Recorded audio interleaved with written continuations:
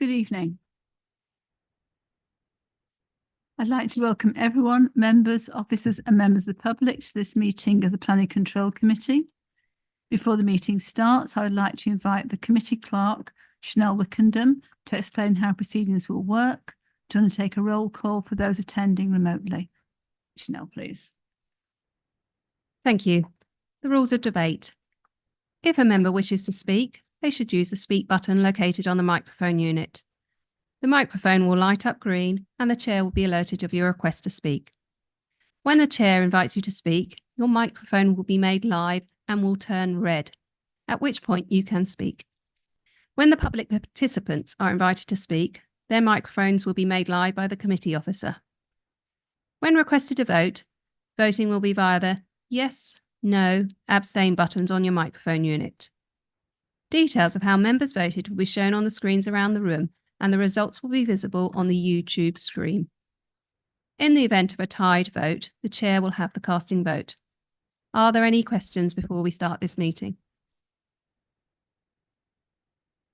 Back to you, Chair. Thank you. Apologies for absence. I've received apologies from Councillors Louise Peace, Daniel Allen, Ian Moody, Sean Nolan and Terry Tyler. Having given due notice, Councillor Steve Jarvis will substitute for Councillor Peace. Councillor Michael Muir will substitute for Councillor Moody. Councillor Ian Mantle will substitute for Councillor Allen. And Councillor Dave Winstanley will substitute for Councillor Nolan. Are there any further apologies?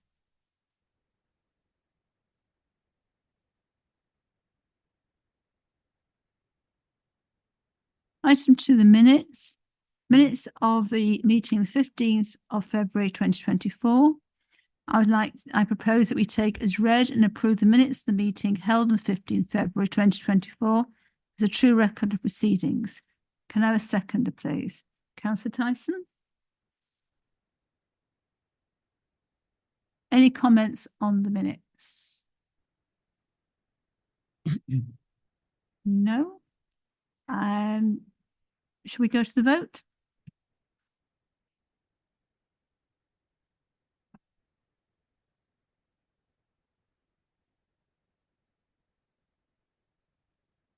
Chair, that motion's carried.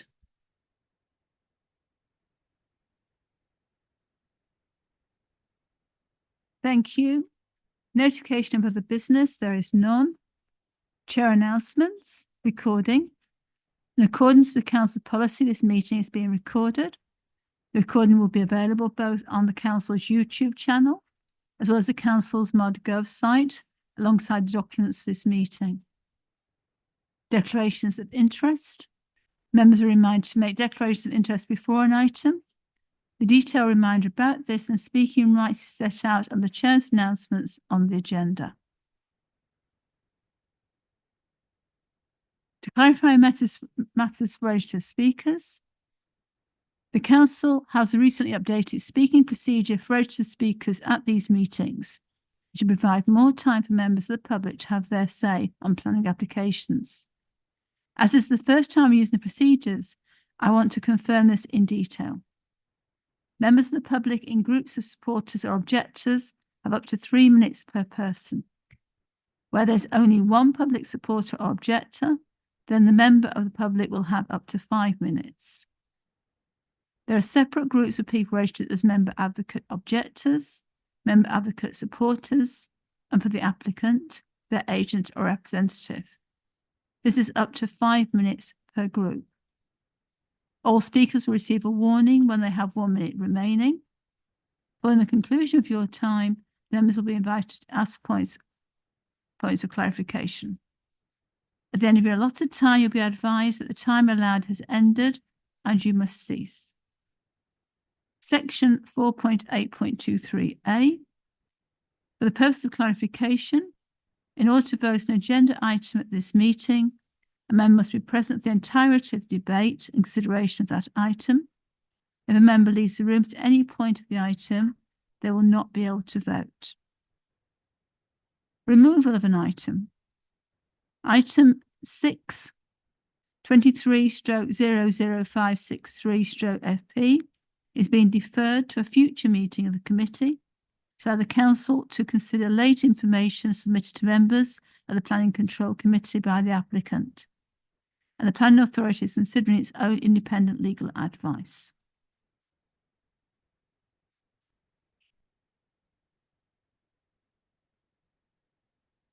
Kerry? Yes, I'm grateful, Chair. No, just to highlight that it's not the first time that we're using the protocol. It's a new protocol that's being read out today to apply to Planning Committee. Yeah. Thank you. It might be our second or third, but it's new to us. Public participation. Can I please check the following are in the room? Mr. Gangandeep Singh. Thank you. Mr. Neil Dodds. Mr. George King. Councillor James Denslow. Councillor Daniel Wright Mason. Mr. Jake McLoud. Mr. Richard Burgess. Miss Shanez Vergy. Jennifer Smith. Parish Councillor Alistair Schofield. Councillor Steve Jarvis. Mr. Luke Patworth. Thank you.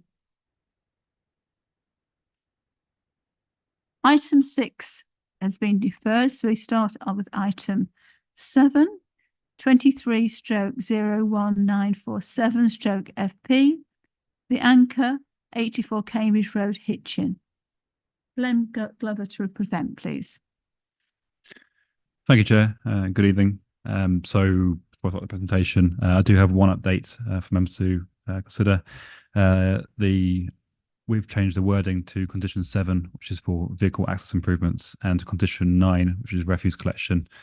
So condition 7 will now read as prior to the first occupation hereby permitted the vehicle access improvements as indicated on plan drawing 2022-6832/007P4 shall be completed and thereafter retained.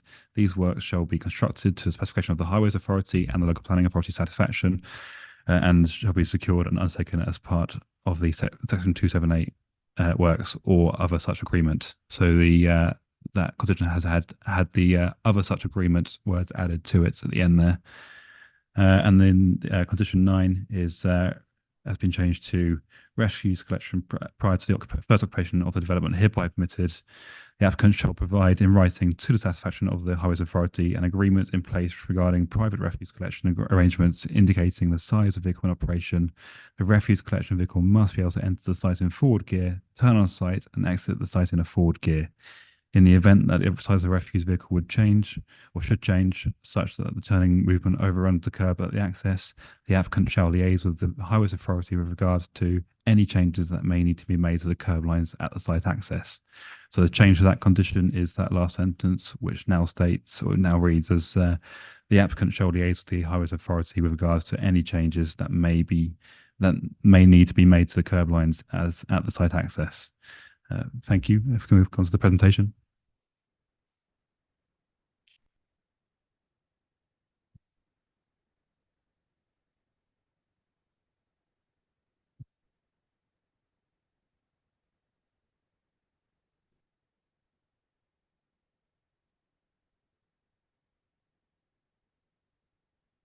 Okay, thank you. So this is the first the site location plan in this is our maps that show the site in context with the surrounding area. Next slide, please. This is a photo taken from the front of the site, Cambridge Road, running along there with the anchor to the left and the car park as it exists in the main shot there. Next slide. So this is further up Cambridge Road. You can see the anchor there, centered on the photo. Next slide. So this is now taken from Pearl Meadows to the side of the site with Cambridge Road on my left, with the application site directly in front. Next slide. We're now moving to the rear of the site. So the application site is directly in front in the center of the photo. Next slide. Similar photo, but looking right to kind of existing development in the area with the site application site to the left side of the photo. Next slide, please. This is taken from much further back within Pearl Meadows. As you can see the site in the distance, but in the centre. Next slide. And similar, taken further up Cambridge Road with the site kind of centred in the photo, further back there. Next slide. So again, this is the red line site location plan. Next slide, please. The site as existing with its car park arrangements and the anchor to the top there. Next slide. This is the proposed site plan. Next slide, please. These are the proposed street scene, street elevations. Next slide, please. And we have the proposed elevations for the new retail units. These are the proposed highway access plans. Next slide, thank you. These are the proposed landscaping plans for the site. And this is the proposed floor plans for the new retail unit. Thank you, Chair. Thank you, Ben. Are there any questions for the planning officer at this point? Councillor Bloxham. Is there any chance we can go back to some of those? Sorry, so is there any chance we can go back to some of those slides? Because that was a whiz through of the highest order. And it really, some of the plans out, it would be nice to see the road. That's one that I think we're probably all interested in. Could we do that? Yeah, the street scene. Street scene, okay. It was about 3 from the end, I think, Callum. Yeah, next, that's it. That'd be one.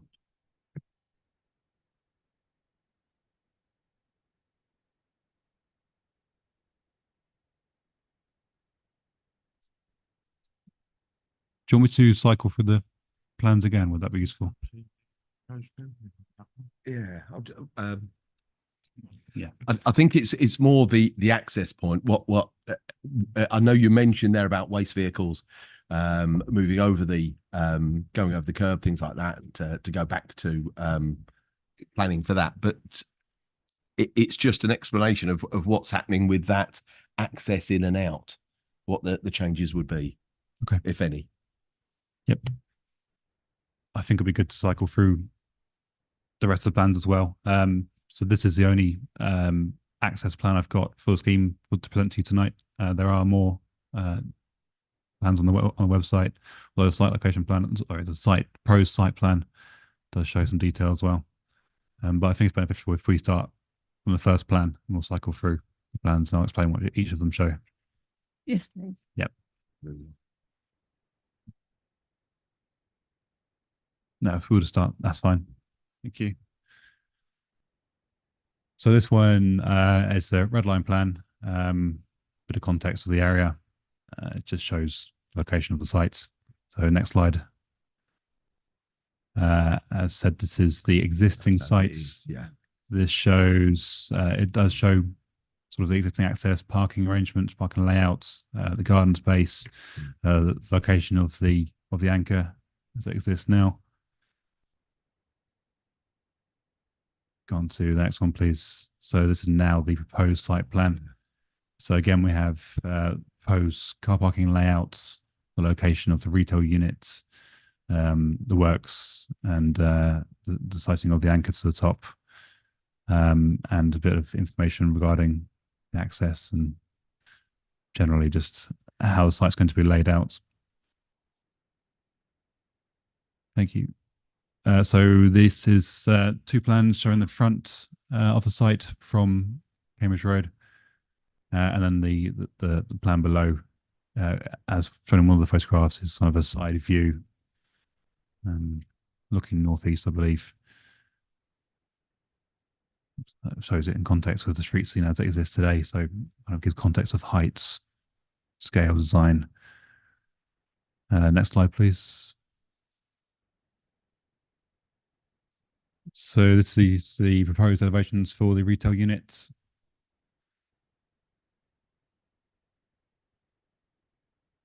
Next slide, please.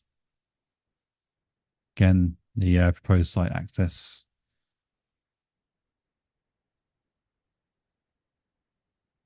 All right to ask it. Just explain the blue line. I might be getting something I can't quite see. Visibility of. Yeah, That's what I so see. the visibility displays.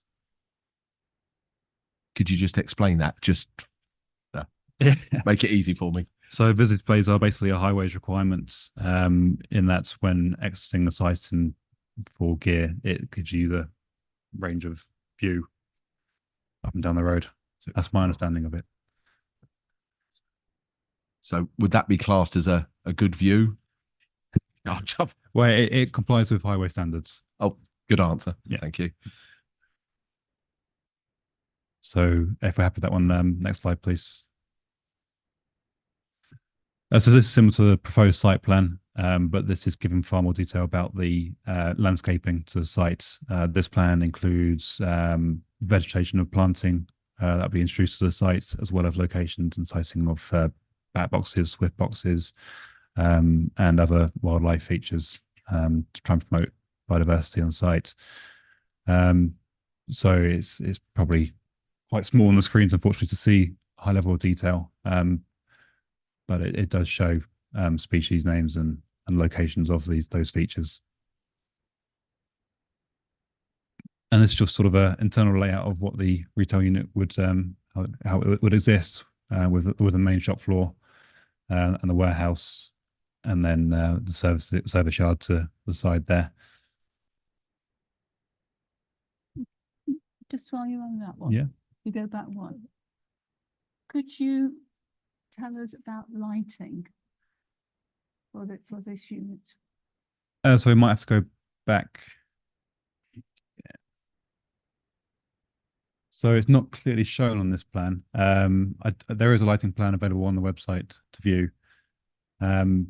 But essentially there'll be 1, 2, 3, 4, 5 4-meter high lights on the site. And what hours are they on for? I'll have to look into that and double check before I answer that. Would it be possible for us to extract that plan from the website and to have the answer during the course when we're talking? Yeah, Talking. here we go. Yeah. Thank you. Any more questions? Sorry, Councillor Muir, lots of questions. My question is the new outlets. Has there been done any highways? I'm thinking of increased traffic going there, people to shop in that new outlet. How much more traffic is going to be generated? Now, it all depends what stores go in there, but there's going to be an increase in traffic using the Cambridge Road and turning into the old pub car park. Mm-hmm. Yep, but a transport assessment has been submitted for consideration, and it's, the Highways Authority have assessed that and the potential impacts of the development upon local highways, and they have no objection. So they are the ones who provide the expert advice to us in their responses to us, and they have no objection, subject to conditions, subject to informatives that aim to ensure that any impact on the highways is a safe impact. Thank you. Before I continue, can I just explain to the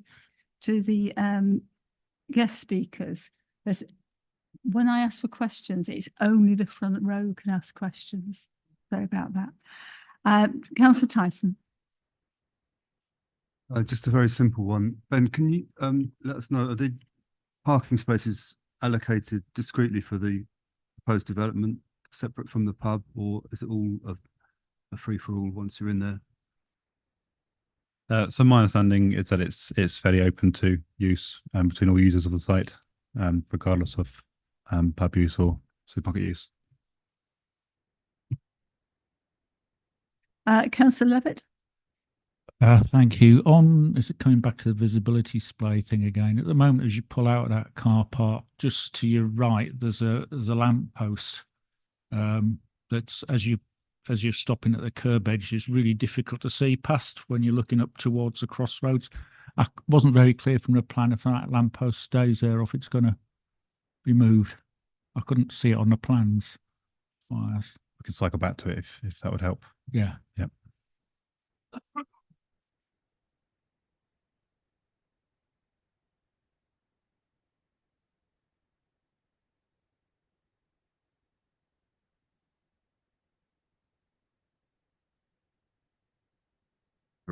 Yeah, it's in the middle of those three bays. Doesn't show.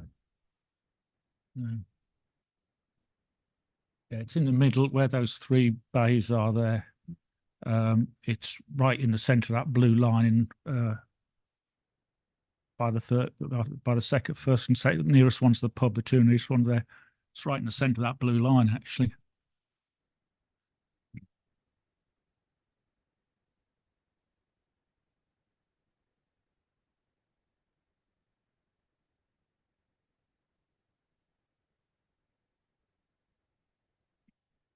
Do we have an answer? Is that so? Is the question, would that lamp post interfere with visibility? Yeah. Okay. Again, so this is you consult highways who assess the impact of development upon highway safety. They take into consideration visibility displays that have been demonstrated by the applicant, and then they come back to us with advice as to whether or not the scheme, the layout of the scheme, the standards that have been set out are acceptable and compliant with their policies and their standards. And in this case, they've had no objection to. They're happy with the display. There's no conditions that relates to visibility display, and how it's going to be implemented on site. So I think the answer is highways have no objection. They are happy with the proposal as it is.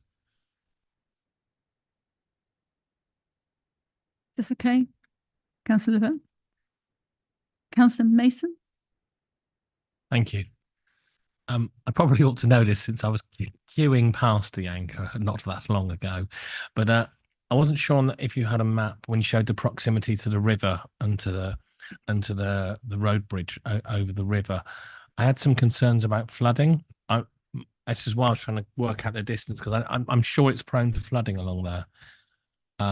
And I wonder if you were going to cover that at any point, and if you've got a map that shows the distance from the river. I don't know if the very first slide that shows the site location on the council's maps might include that. If we can cycle to it, please.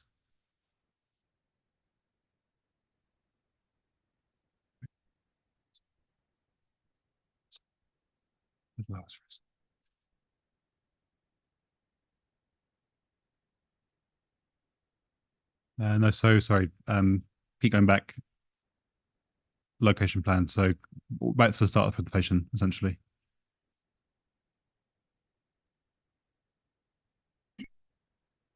That's it. So yeah, river is just there. You see the bridge next to the mill stream.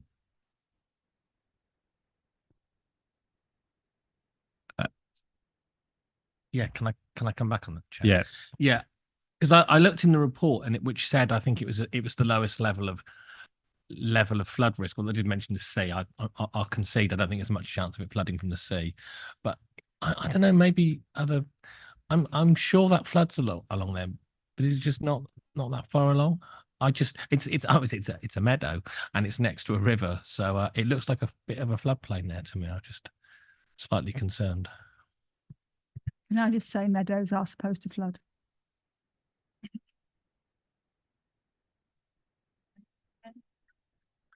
My understanding is it's in flood risk zone 1, which is the area of lowest risk of flooding from rivers and seas is the categorization. So as far as the Environment Agency's flood risk maps are concerned, it's outside any floodplain, and therefore couldn't form a basis for us refusing planning permission, for example, because it's in the lowest risk of flooding from rivers and sea. There is other forms of flooding, of course, groundwater flooding at times of really heavy rain. The submission proposes some flood risk measures that would actually reduce the risk of flooding from groundwater.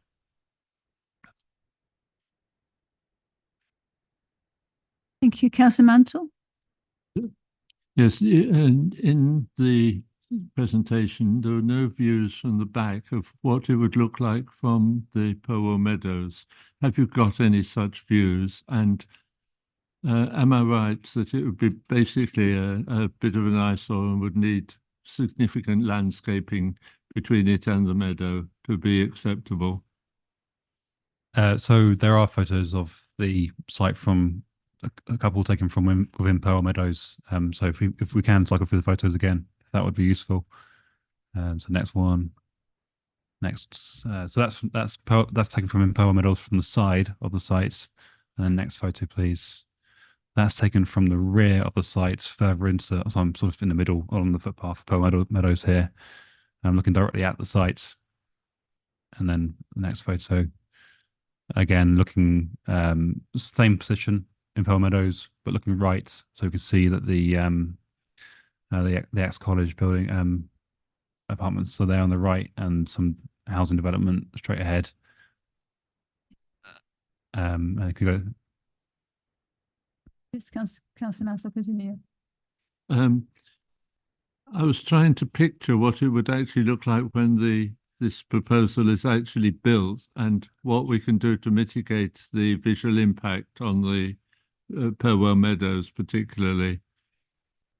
I see. So sorry, you after some plans of the rear? So proposed plans of the rear. Yeah. Well, I'm really asking what proposals they've put, particularly for landscaping, to try and mitigate the visual impact of the new building. Okay. So if we can go to the proposed landscape plan.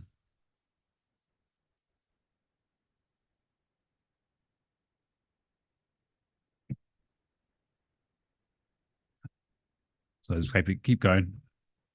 Yeah, one more. Sorry, about three more. Keep going. One more, I think. That's it. That's the one. That's the land. Yes, this is the one I was thinking about. Yep. So there is wording. My understanding of this part of the site, because the retail unit is quite close to that boundary. Yeah, quite. There probably would be works to vegetation within the boundary. Any vegetation that's outside of the boundary would stay in place because it wouldn't be within the site. And there is some vegetation on the rear there. Yeah. But the additional planting would be mainly focused to the side of the sites, so that southwest boundary, and to the north of the sites, because it's this thicker area here. So north, that's where the vegetation would be concentrated. As for its impact on the area, that's assessed within the report, and I've come to the conclusion that there's no unacceptable harm and will comply with policy.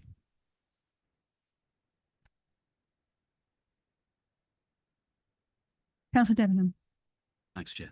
Do we know what the intended opening hours are of the retail units? So there are no current opening hours put forward, but we have drafted a condition for opening hours should you deem it necessary to include one. Sorry, I didn't get that. Say that again. So there are currently no hours of opening proposed as part of the application, but we have drafted a condition, an opening hours condition for the sites, should we wish to add one, should members believe it appropriate. So at what point would the opening hours be decided?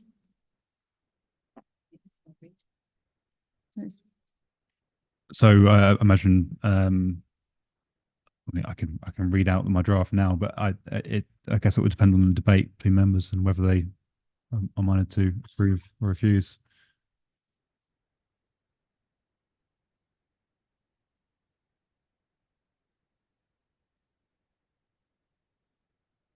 I'm being told there is a condition that can be proposed. Any other questions for Ben? Okay. Should we move on to our guest speakers? First of all, we've got Mr. Singh. You have got 3 minutes when you're ready.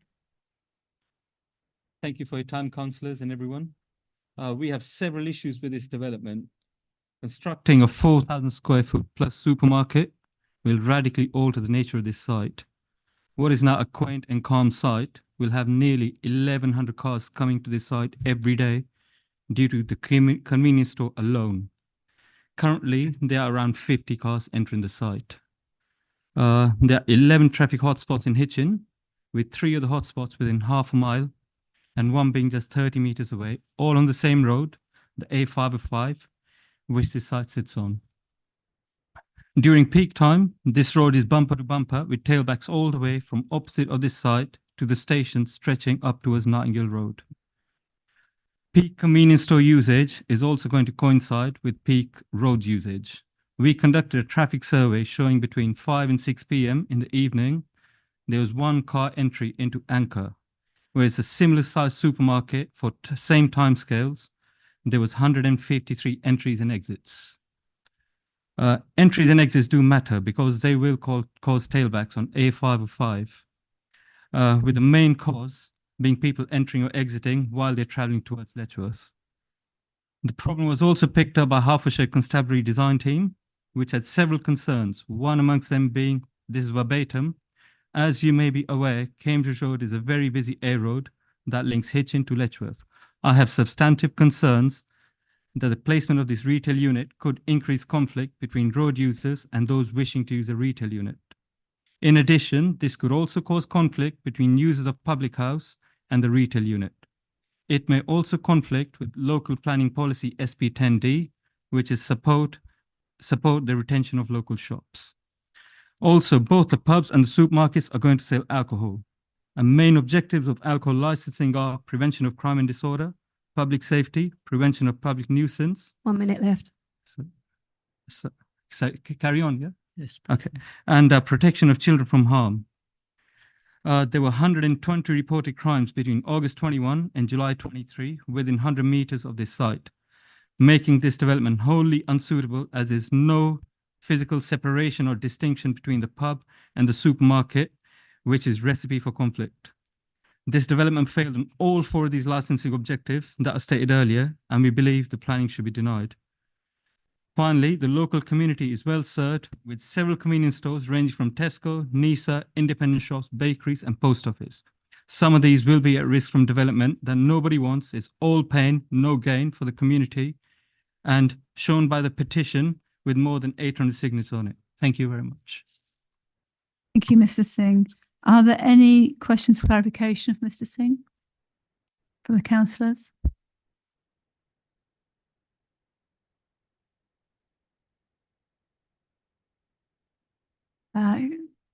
Kerry?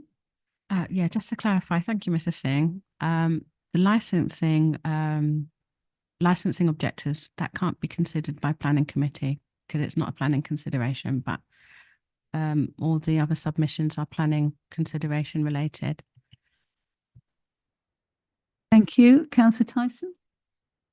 Thank you, Mr. Singh. I think at the start of your presentation, you said that there will if it went ahead, this development would generate 1,100 vehicle movements in and out. Yeah, okay. And what was that based on? Is that a comparison with a different?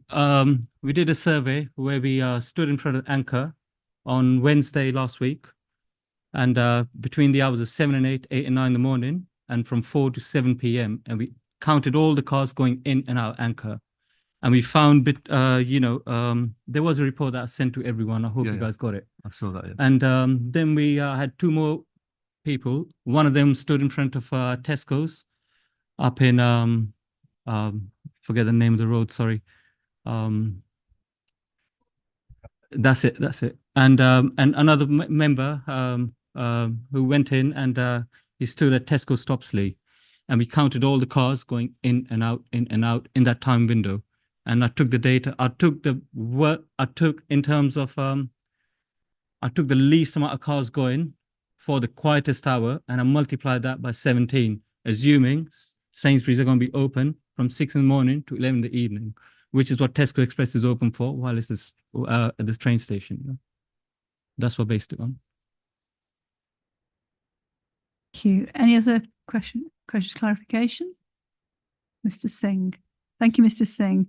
Can I move on to Mr. Neil Dodds, please? We have 3 minutes.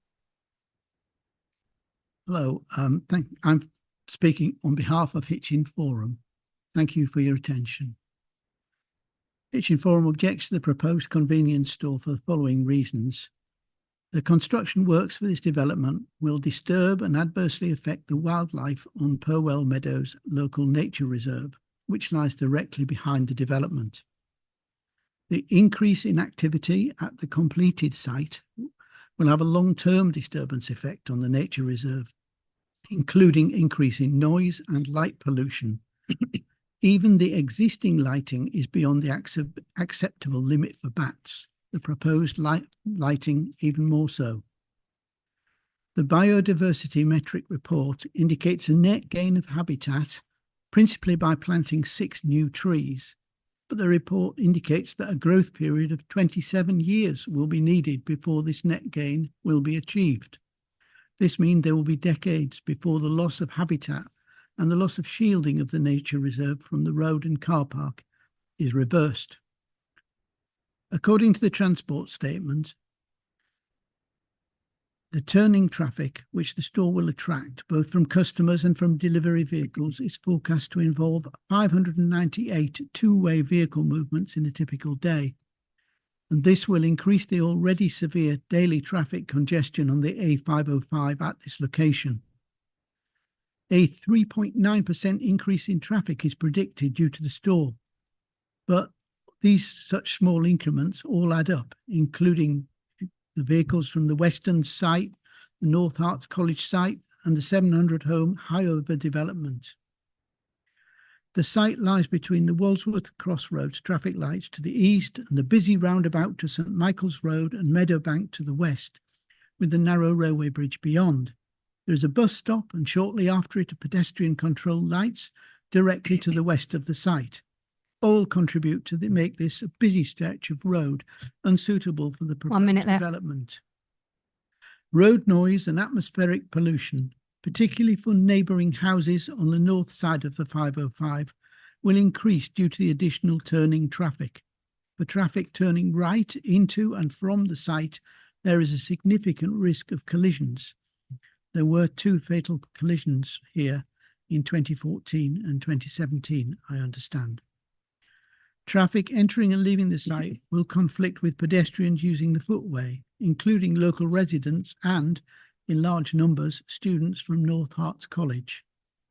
The store will remove trade from the existing local shops, and the lead local flood authority has significant reservations on the drainage proposals for the site where flooding has been a problem in the past.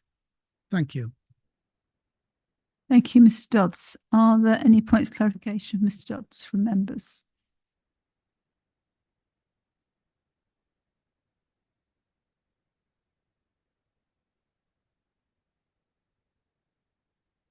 No. If not, can I go on to Mr. George King, please? 3 minutes. Hello. I'm a local resident and I'm speaking here on behalf of the residents that live in my terrace, which directly adjoins that of the Anchor pub. We would be heavily impacted as our gardens back directly onto the proposed development area, and we have a number of concerns with the plans that we'd like to bring to your attention, including traffic, pollution, security, and the impact on Purwell Meadow. To focus on my first point, building a Sainsbury's local will add greater pressure on the access road, Cambridge Road, used by both customers and delivery vehicles. Turning in and out of the Anchor pub is already very difficult since this section of the Cambridge Road is highly congested, being the main carriageway between Hitchin and Letchworth. As such, long queues regularly form in both directions throughout the day and are often made worse by the regular roadworks on this section of road. Disrupting the flow and increasing the levels of traffic will only further worsen the noise and air pollution where we live, negatively impacting our family's health and well-being. There have also been a number of road traffic accidents nearby, with cars pulling out of the 2 existing pubs, highlighting the dangerous nature of this road. Convenience stores, by definition, should make life easier for local people. However, the proposed store will only exacerbate the existing inconvenience of this congested road. We're also concerned that the plans pose an increased security risk to the young families living in our terrace due to the public access directly at the end of our properties. This would likely result in either a dark, secluded space prone to attracting antisocial behaviour, or alternatively, a starkly lit area which would cause significant light pollution to our properties and the adjacent Purwell Meadow. We strongly object to any change to the local area that could pose a risk to the safety of our families. On the topic of Purwell Meadow, we are lucky to live near a rare example of a pristine nature reserve that provides an important habitat for UK native wildlife. Installing a shop immediately adjacent to this will continue the worrying trend of prioritising urbanisation at the expense of protecting wildlife habitats. It is a false greenwashing pretense that installing a bat box or some other lip service will make up for the increased human disturbance from this proposal that will alienate a number of species from the area. Instead, we should be focusing on protecting or even expanding habitats such as this that make Hitchin a special place to live. In conclusion, the points I've made today, backed up by the 38 objections recorded against the proposal, show that there are numerous issues with the plan. The glaring lack of support from local residents, a supposed target customer of a Sainsbury's local, demonstrates there is no place or need for another convenience store at this location. Thank you. Thank you, Mr. King. Are there any points of clarification, Mr. King, from members?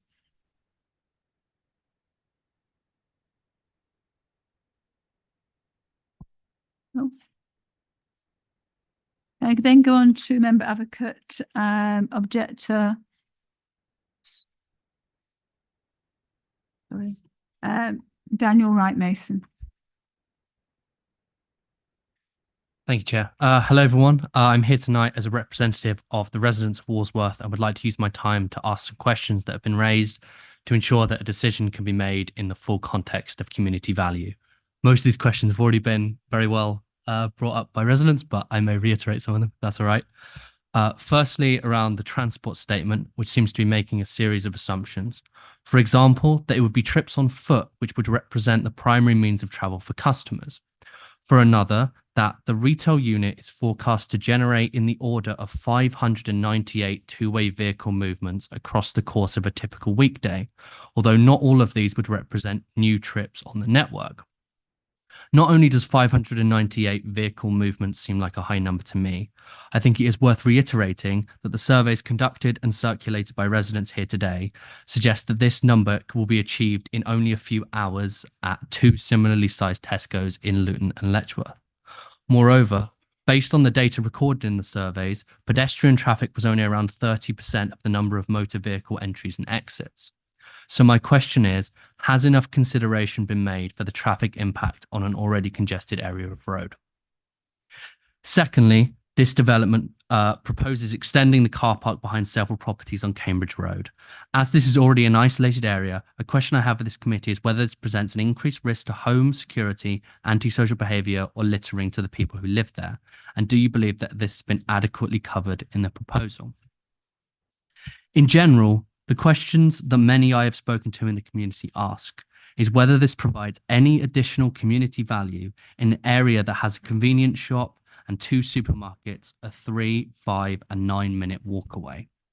This is an area prone to flooding on the border of a beautiful nature reserve and in the midst of roads that are already extremely busy.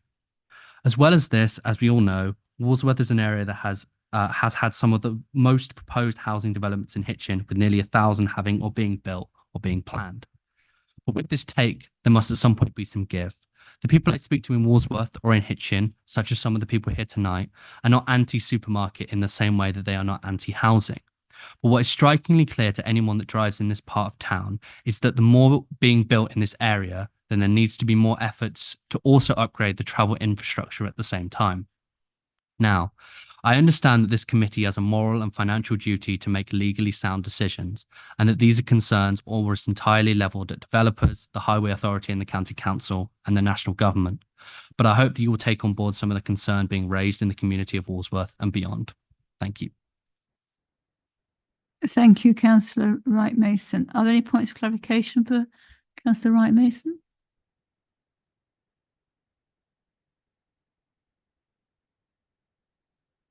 No. Okay. Can I go on to the applicant's agent, please, Jake McLoud? When you're ready, please. Good evening. My name is Jake McLeod of Walsingham Planning, the agent for this application. I speak on behalf of the applicant Green King, who are seeking planning permission for works to enhance and improve the viability of the Anchor pub and for the construction of a small local convenience store, which will be occupied by Sainsbury's Local. It is very well documented that the pub sector is struggling and that pubs are closing on a daily basis due to not being viable. The Anchor is no exception. Change and substantial investment is required to make this pub a sustainable operation and to protect its long-term future. What we want and expect from a pub today is very different to 5 years ago. Competition is strong, and if a pub does not meet the needs and expectations of its customers, then it will fail and close. The works for which planning permission is sought will deliver much needed change and investment at the site, which will enable the premises to compete with other pubs in the area and have a secure long-term future for the benefit of the community. It will also protect existing jobs in the pub, which will be at risk if the pub was to fail. The proposed convenience store will facilitate investment in the pub.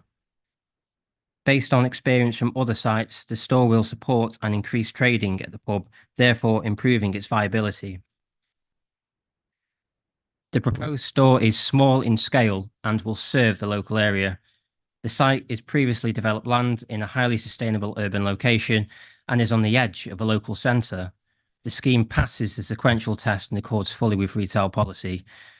It also supports the local and national objectives of promoting and boosting economic development and the multiple use of brownfield land in sustainable urban locations.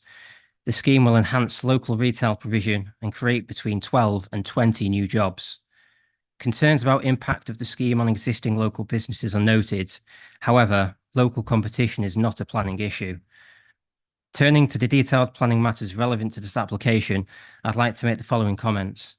The application is supported by a detailed transport statement and has been subject to detailed pre-application discussions with the Highway Authority, who raised no objection.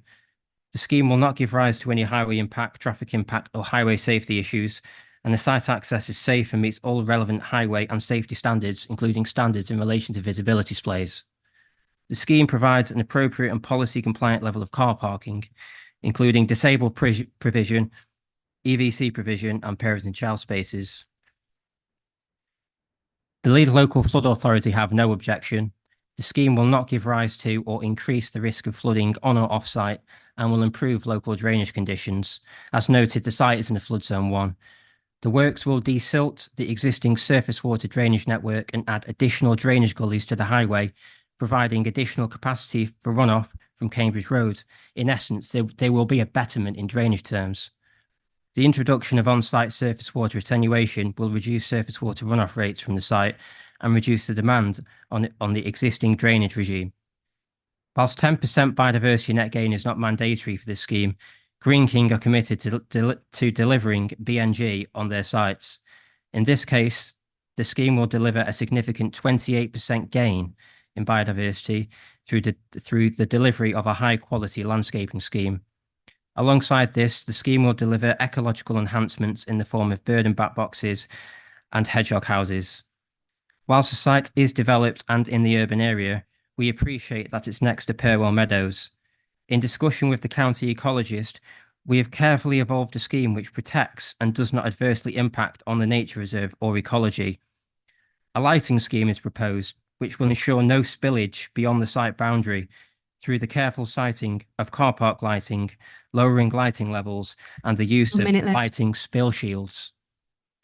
The scheme supports the principles of sustainable development by incorporating electric vehicle charging points, cycle parking provision, the use of energy-efficient fittings and plant and equipment, improving the site's biodiversity value, incorporating sustainable drainage systems, and delivering a high-quality native landscaping scheme, including the planting of 6 new trees. Just on that point, just want to note that existing vegetation will be retained within the site boundary to the rear of the store. The development is of a high-quality design and in keeping with the local vernacular and character of the area. The retail unit will be constructed of good quality materials appropriate to the local area. To conclude, the scheme accords fully with all levels of planning policy and should be considered acceptable. Green King welcomes the officer's recommendation to grant planning permission subject to conditions. We hope that you will be able to support this application and Green King's endeavours to support and protect the pub and safeguard its future for the Thank benefit you. of the community. Thank you very much. Are there any points of clarification for Jake? Councillor Mantle. Thank you. How many cycle parking places are you proposing, and what sort of facilities are you proposing to use for them? For example, will they be covered? Are you in a position to answer that? Yep, there'll be a total of 6 cycle parking spaces outside of the retail unit. Those spaces will be Sheffield stands. And not covered. Are they covered? No, not as shown on the plans, but that is something which we could consider.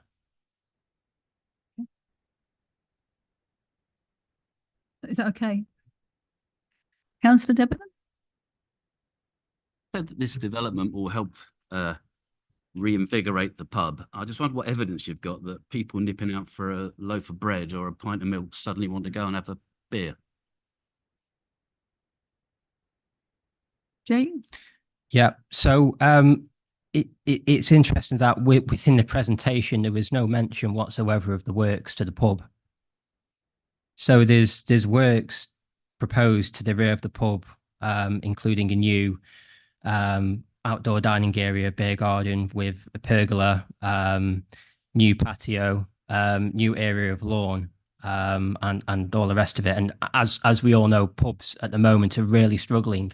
I actually saw a statistic the other day, which I think said for the 12-month period to September 2023, on average, there were 10 net closures of licensed premises every day, which is a startling statistic. And what we've got here is the retail unit proposal, which will essentially facilitate that investment in the pub and help to safeguard its future.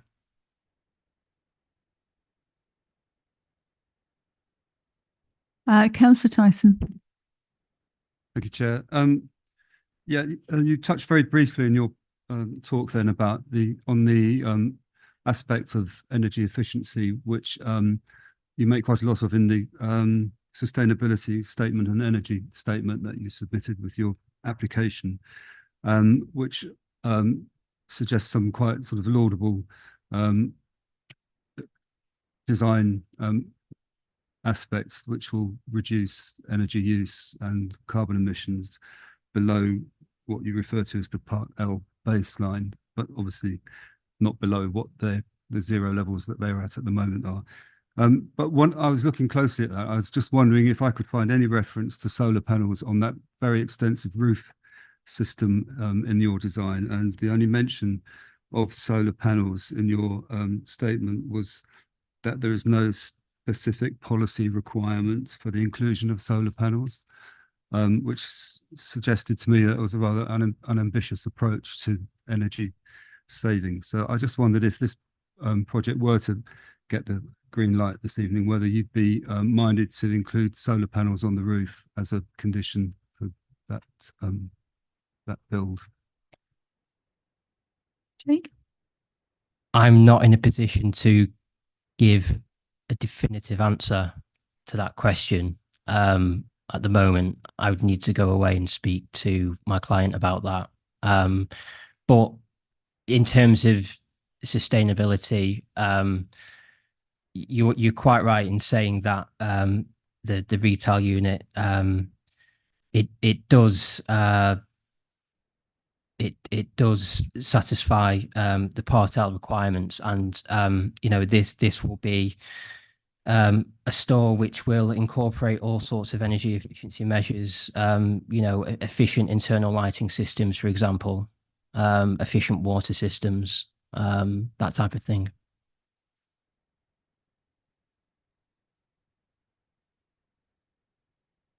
Thank you, Chair. This is for the planning applicant's representative, the agent. You mentioned that the representation put by the planning authority didn't mention the public house. There is also or written commentary on the public house in the officer's report. Is there anything additional?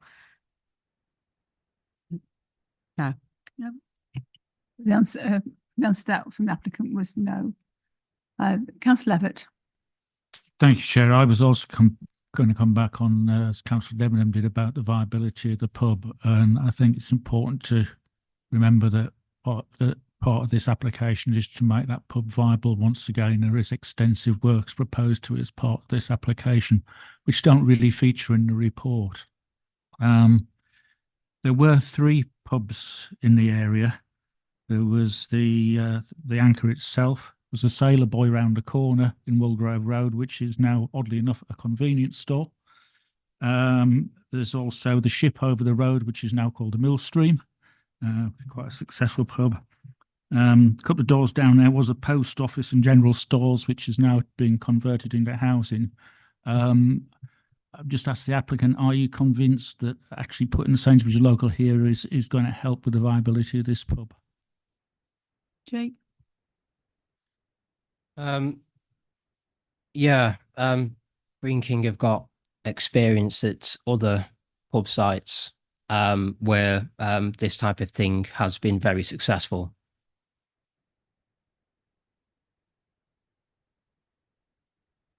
Councillor Debenham.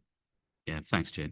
I think later on a lot's going to be discussed about the traffic on Cambridge Road. The applicant has said that he's had a survey, which is fine. Mr. Singh here has made some projections which are not fine. Do we know what is true? I mean, I asked the applicant, is what Mr. Singh said a million miles away from what you've been told? Would you dispute his figures?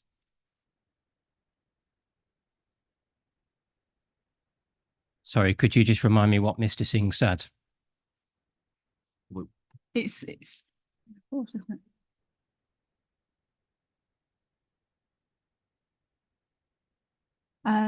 Should we go back to Mr. Singh? You did say 1,100 vehicle. 1,100 vehicle movements in and out No. per day. So That is I'm not sure where that figure comes from. I can echo what Ben has said. You know, the Highway Authority have reviewed the application in detail. You know, they've considered traffic movements, impact upon highway safety. They raised no objection. This is the opinion of professional highway officers. And we have accompanied our application with a very robust, carefully detailed transport statement, which concludes that there'll be no issues. can I ask if you had any similar sites in mind that you've been looking at to get these figures? I mean, are there any close by that we may know of? In Hertfordshire or Bedfordshire, for instance? Wims? I'm not sure I can answer that question. What's the question? I was wondering whether, like Mr. Singh, you'd actually looked at other sites which are similar in nature to get your figures. And if you could name them. I'd need to just take a quick look at the transport statement just to remind myself of the methodology that was used. That's fine. I'll give you a couple of minutes Yeah, to do that. sure. We'll just have a couple of minutes thinking time.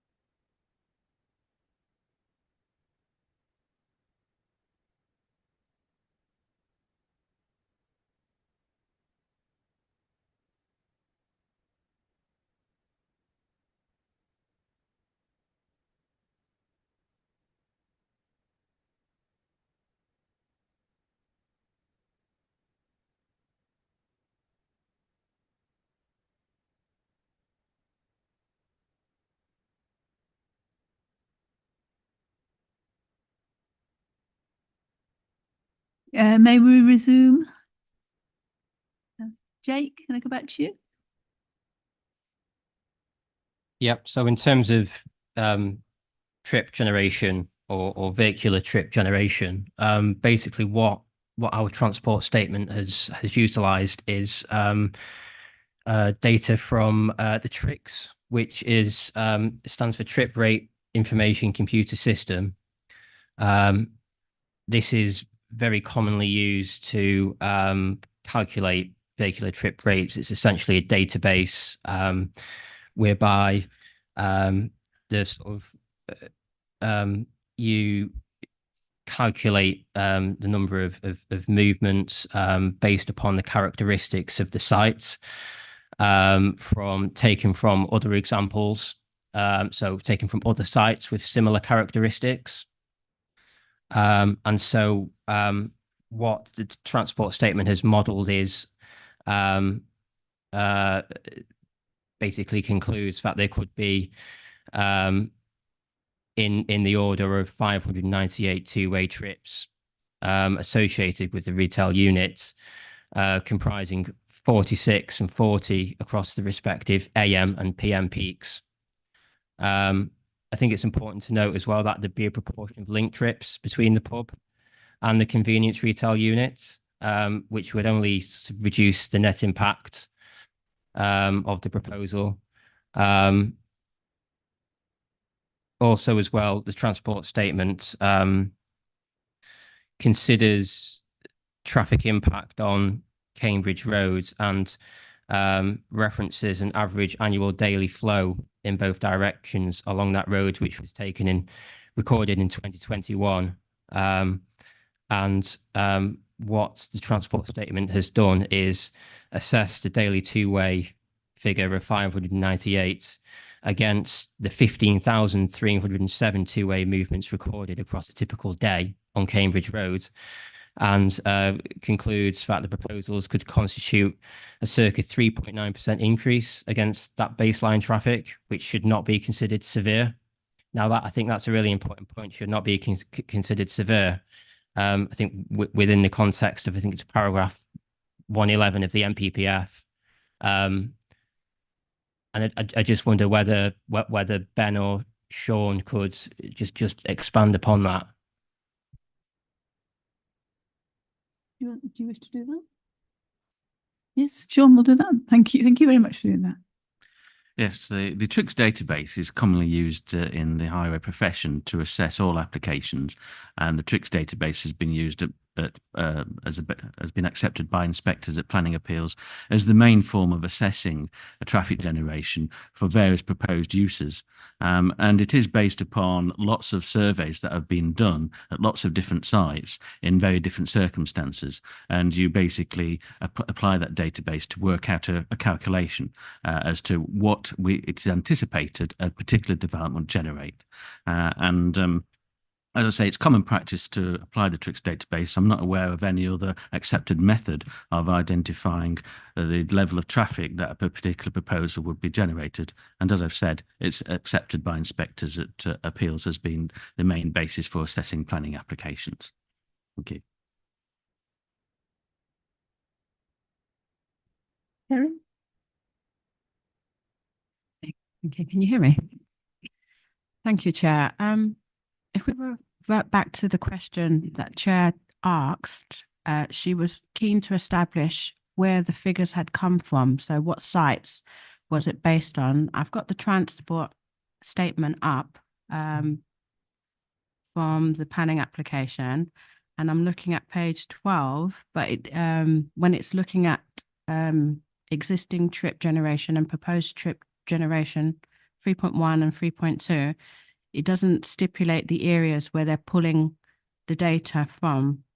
I know when we're looking more forward on to 3.3, the traffic impact, it does name Cambridge Road when analysing the impact. But what is interesting is to look at where the figures for the site potential impact or potential how what the proposal is likely to bring, what sites were looked at specifically to compare it to this site.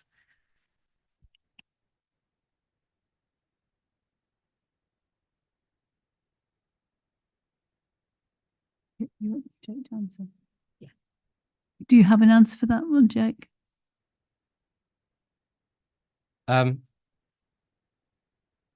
Yeah, I mean, as I said, the TRIX database has been interrogated, and as Sean said, the TRIX database is basically a database full of surveys, of traffic surveys for various uses. And what our transport consultant has done is they've gone onto the database, they have taken survey data of similar size stores in similar sort of contexts and settings, and then they have applied the vehicular movements from those surveys to the floor space proposed at our site, and essentially that is how the figures have been arrived at. But as Sean said, it's very common practice. I don't know how else you would do it, and it is it is a well-established methodology, and one which has been accepted at appeal for a very long time. Thank you. Councillor Tyson. Oh, well, I was just going to mention that the transport statement has got attached to it Appendix E, which has in fact got all of that information in detail, where the surveys, the statistics, the analysis was conducted, and what the source for those figures was. Well, got some, yes, we got to the bottom of that. Thank you. So can I return to the officer to respond to any issues raised? Yep. Thank you, Chair. So I think I'll start with the highways comments. So just for clarity, and it has been mentioned a number of times now, there will be 598 two-way trips a day from the site, 40 to 46 at peak periods. And so this information has been submitted by the applicant, which is then we have then consulted with the Highways Authority, so their opinions on the impact of that development upon the highways network, and they have considered that the proposed development would be policy compliant and would have no harm to safe use of the public highways, subject to conditions informatives. So next would be a response to I think the concept about ecology. So we have already said that there will be a biodiversity net gain on site. We received no ecology objection, so the proposal would be policy compliant in that respect. Another concern was raised regarding competition with other stores in the area. That's not a planning consideration. And I think just to help with other concerns raised, I can suggest conditions that we can attach to any potential approval. So those conditions could include hours of opening of the retail units, the lighting hours for the lights in site, when they can be turned on. I can include a sustainability condition to address sustainability of the site, so where I can investigate things such as solar panels, and I can suggest a BNG ecology condition. I can provide wording for those when appropriate. I think that is my response to most of the points. Thank you. Thank you. Can I just make sure I've got them clear? So we're talking about possible conditions for lighting, opening hours, solar panels, and biodiversity net gain. Yes. Yeah. Thank you.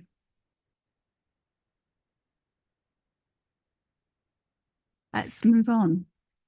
Can I have a proposer, please?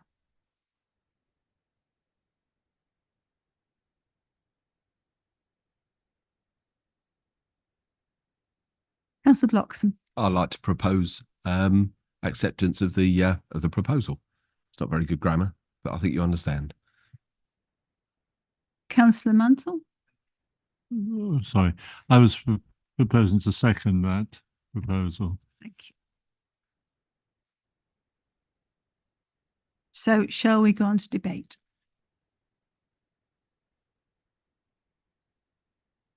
Councillor Levitt. Thank you, Chair. I did have some concerns when I first saw this and read this one through on two areas in particular. One was the highways issues, as everybody has raised already, but the data there is as Councillor Tyson rightly pointed out there, that shows that yes, there will be some impact, but acceptable. And there's also there's some bits in the conditions refer to it as well about keeping the highway clear. And you can't really argue with the highways people who are the experts on this, the consultants who are the experts on this. So that sort of kills that argument a bit. The only point I would make, and I don't know whether we can do it as part of the informative 2 or part of the condition 7, is about the blocking of the highway. And that's if there was keep clear bars across the entrance. It would make access and egress from the site much easier and preserve the sight lines better as well. So if that be put in as either a condition or as part of the informative on the informative 2, I think that would be helpful to have a look at that. And I think it would make a difference to it. The other point I wanted to raise, and this is a little bit more concern to me, is about the impact on the landscape of the development. As you look across the car park at the moment from the anchor, you see straight across Purwell Meadows and right away across the back. There's a lovely clear view there, and that view continues as you go along the road up until as far as you get to the college, and you can see right away across the meadows and the trees and that. And that's going to block that view where it's sited at the back of that site now completely. So you won't get that nice little view across there. So I do have some concerns about that, and it's covered under the MPPF paragraph 180 about protecting the landscape. However, you've got to weigh that against the benefits this could bring. And one of those, which we haven't gone into a lot, is about keeping the pub there and keeping that community aspect there. It used to be a very well-used pub, very popular pub. In recent years, it's gone downhill, and no offence, Mr. Green King there, but at the moment it's a bit of a dive and a bit of a tip, and it's a bit of an eyesore. Councillor Levitt, you can't say anything about that. I'm expressing an opinion, Chair, and I think anybody who's seen it would. I don't think people would just disagree with me. So anything that improves that has got to be weighed against the impact on that landscape. And I think taken overall, if it does keep the pub, if it does improve the pub, and if it proves viable, all very big ifs. But then again, that's down to the developer who's taken the risk with the time and the money, not for us. So in planning terms, I think the balance is tight, but overall, I think I've got to agree that we grant permission on this, Chair, this particular case. Thank you. Councillor Jarvis. Thank you, Chair. I mean, clearly the issues have been raised about the traffic, and there is undoubtedly congestion. The question is whether or not this is going to significantly increase the congestion in Cambridge Road. And I think we've heard that we cannot show that it will. And the other thing I think concerned me was the impact on Purwell Meadows. And there clearly will be some. I mean, the view into the meadow will be somewhat restricted, as Councillor Levitt has said, although along most of its length it won't be. And I was a little concerned about the impact of the view from Purwell Meadows, but given that essentially there are already buildings that are seen on the edge of the meadow, and there is, I think, one relatively recent building a little further to the east, I guess it is northeast, that I'm not sure that the impact is sufficient to be a serious problem. So I'm happy to support the proposal.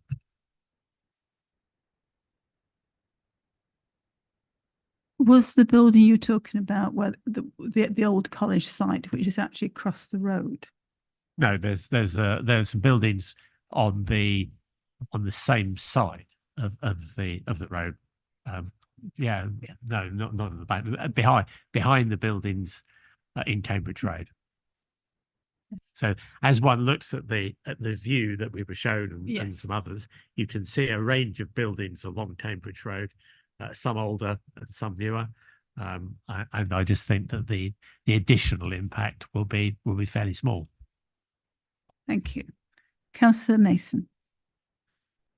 Yeah, I still have concerns, I think, primarily around the transport issue, and I do think it will have an impact in an area where the traffic is already bad, as I found out this evening. However, as colleagues have said, I cannot see any grounds. Highways again have given a view that they don't have an issue, and I cannot see the grounds, whatever my reservations, to turn it down. Any other comments in the debate? Councillor Mantle. Just think we should clarify which, if any, amendments, conditions we need to add to this. I'm not particularly happy about lighting conditions. I just think they're effectively unenforceable, and that getting the proper kind of lighting is much more important, because obviously a large part of the day there will be lighting, and we want to make sure that doesn't impact the wildlife more than absolutely necessary.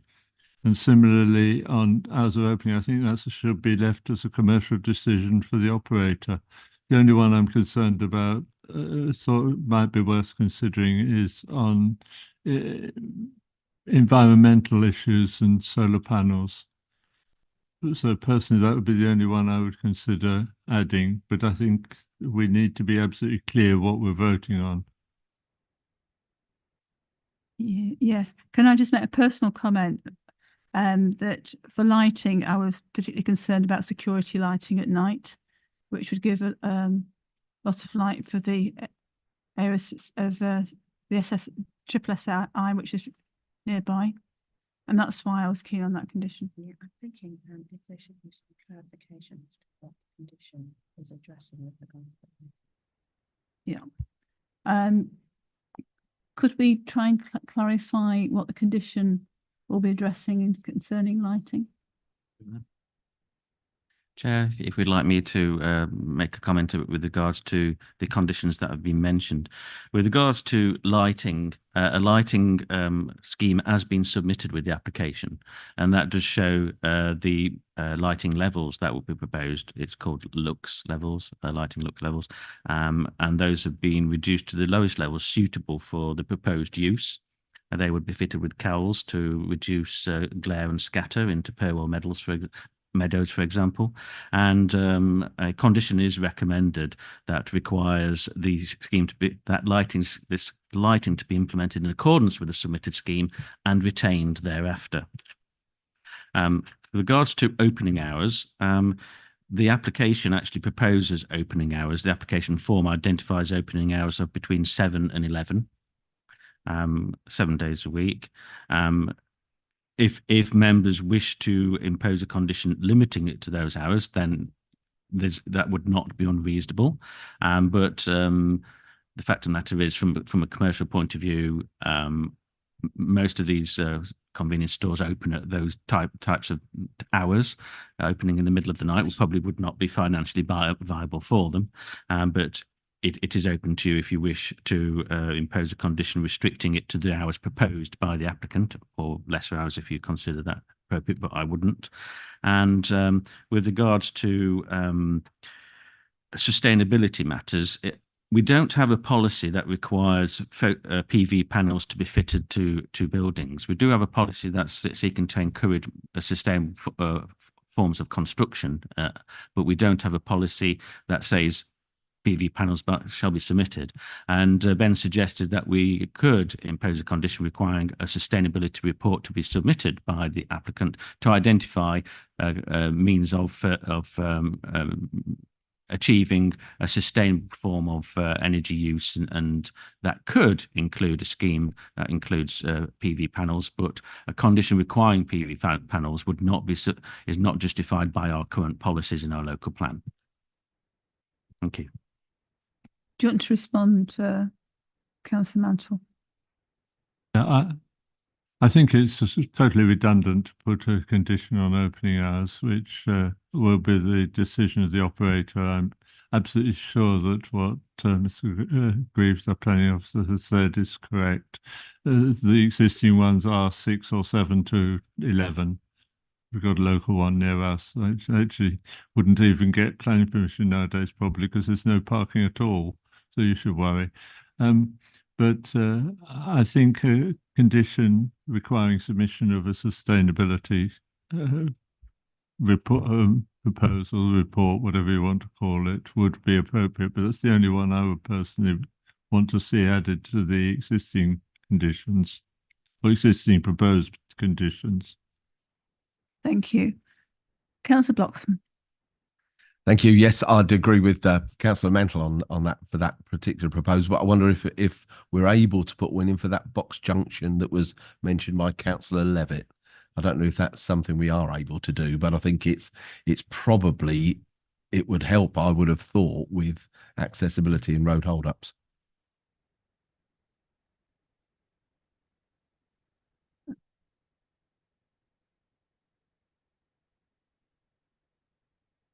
Sorry, would that be as an informative or as a condition?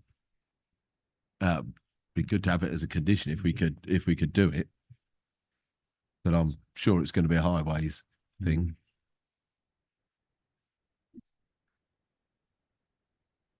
I was trying to imagine it. Would that box junction be outside the red line boundary? In that case, it would. In that case, I don't think we can control that. Okay. Cool. Yes, we've also got the highways recommendations for Highover Farm, which is the same area, which is might cross. Do we want a condition on the hours of business? Nope. Okay. Any other conditions? Sure. Chair, I've just noticed that the application is accompanied by an energy statement, and that identifies that the applicant as indicated in the presentation by Jake, that the scheme would achieve Part L of building regulations, and they believe that PV panels aren't required to achieve that level. So the main means of achieving a sustainable development is to have basically energy efficient lighting, and obviously insulation measures. Insulation measures to buildings actually is one of the main means of reducing emissions rather than necessarily renewable energy generation. But that's how the applicant is proposing to deal with and ensuring that the building achieves Part L of building regulations. As I said earlier, we don't have a local plan policy that goes beyond that will require, for example, the fitting of renewable energy measures in development. But we do have a policy that seeks to deliver more sustainable forms of development. Thank you. Councillor Muir. Can I ask a question of Sean? The lighting schemes, are they all shielded so the lights go down? Yeah. Yes, the submitted lighting scheme can only be achieved in terms of they have contours of lighting in a lighting scheme, and that can only be achieved by fitting of cowls to the actual lights on top of the columns.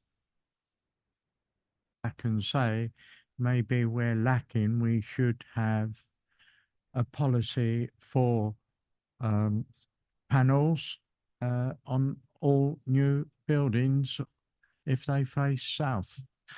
That would be a matter for the local plan review, Councillor. It is beyond our remit, Councillor. Beyond our remit at the moment, but it is something that may well be considered as part of the local plan review. Thank you. Thank you. Councillor Tyson.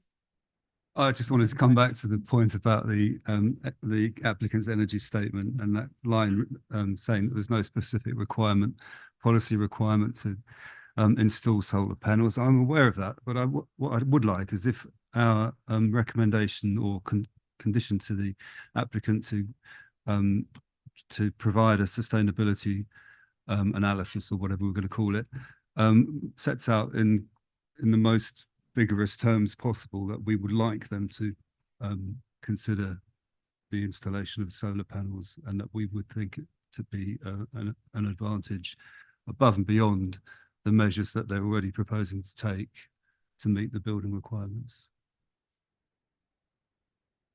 And just to state a position on that, if we can. Sustainability SPD to come out. Sean, is there a reply to that?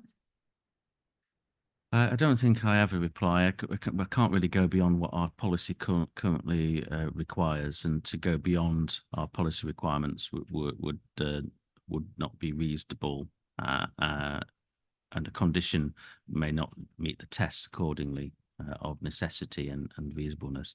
So this is something that we will be looking at. It's part of the review in terms of any supplementary planning document can only be supplementary to the actual policy in the local plan. So we need to look at the policy in the local plan in the review. Thank you. Yes, thank you, Chair. I'm just going to ask if the planning officers can shed some light and clarify what the operation hours, I know it's been mentioned already, but I think it's important, what it would mean if there was no condition, and what it would mean if there was a condition, basically the ramifications with operation hours.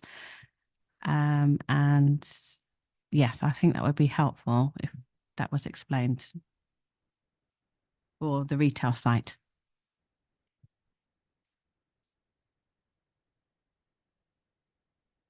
Is that not a licensing issue?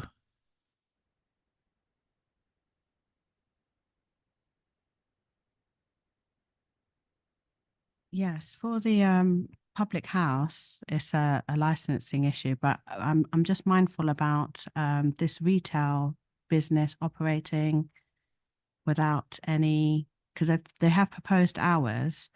I would just think it would be helpful for it to be explained if a condition, with the condition that they've proposed themselves, if it was left out, what the impact would be.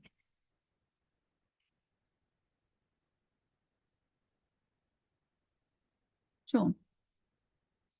Chair, it is not uncommon for operational hours to be conditioned for retail units.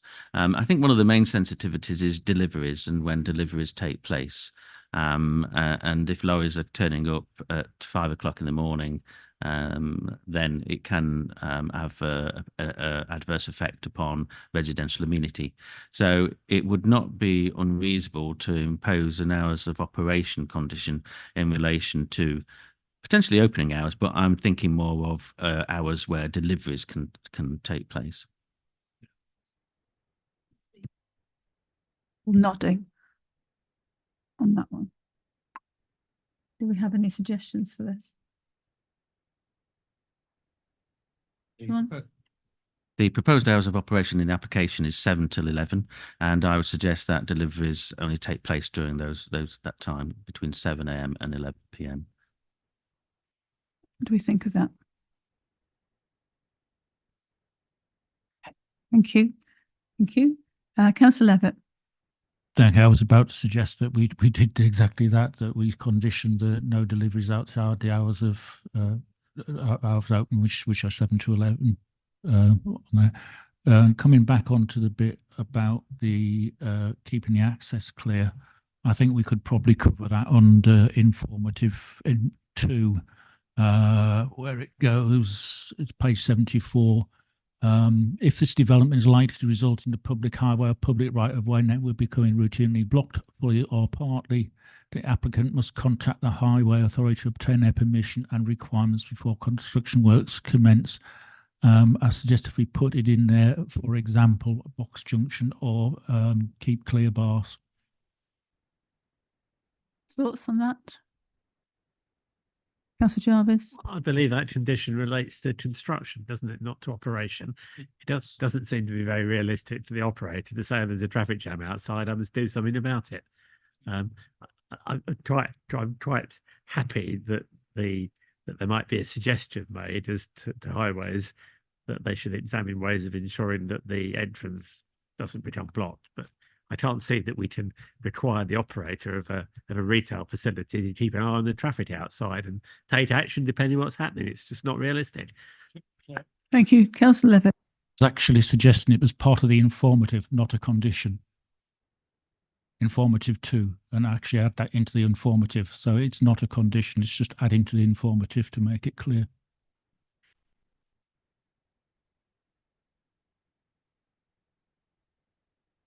Yes, an informative is just that, an informative, and it's a guide to the applicant, and I see no objection to amending the informative accordingly. Thank you.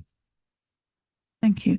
Now I'm going to ask: are we all at one with the conditions before I go to vote?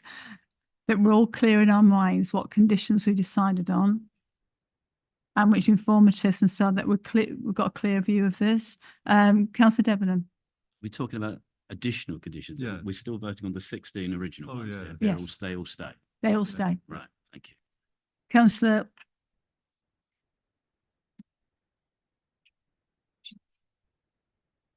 I can say it. Sorry, I will say it. So we've got these additional conditions: sustainability plan condition, hours of operation condition, deliveries only to take place between 7 AM and 11 PM. Informative 2, keep clear marks, box junction. That's what we've got in addition. Councillor Winstanley. Can I just check that sustainability one again? Sorry, just to check that. Is it or not going to include an informative regarding solar? Sorry, I just wanted to. Sustainability plan condition. So I know that solar is not in the local plan, but could that be an informative on the applicant? Sean? Yes, so we could impose an informative asking the applicant to look seriously at the provision of PV panels in the construction scheme. It wouldn't be a condition. I don't think we could impose a condition, but we could impose an informative asking them to look at that as part of the construction of the development. Okay. Kerry? Yeah, just to add, from what Sean's mentioned, the difficulty is that it's not stipulated in our go-to development plan, but also there is tests for conditions, and one of it, the first one, is necessity. So if would the proposed development not be able to go ahead without that condition? And I think with solar panels, it is a benefit, but I don't think it would stop the development from pressing ahead if there was no solar panels. So from a legal test point of view, it would fall at the first hurdle. So that's something to mention, but an informative is a sound way just to emphasize the planning authority's concern and to encourage the planning applicant to consider it into their development. Thank you. Shall we go to the vote? Sorry, so was there somebody else? Sorry, to Councillor Winstanley. Sorry, I was just going to come back to Kerry and just say, yes, I understand that it's putting it to them as an idea and not a condition. I do appreciate that.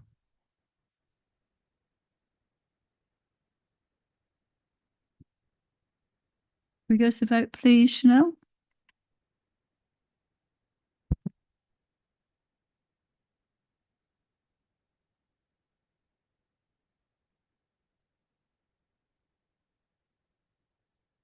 Chair, that motion is carried.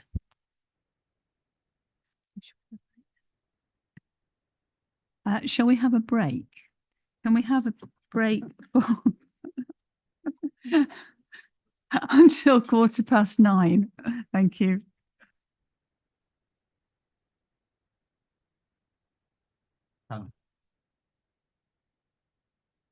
Is it?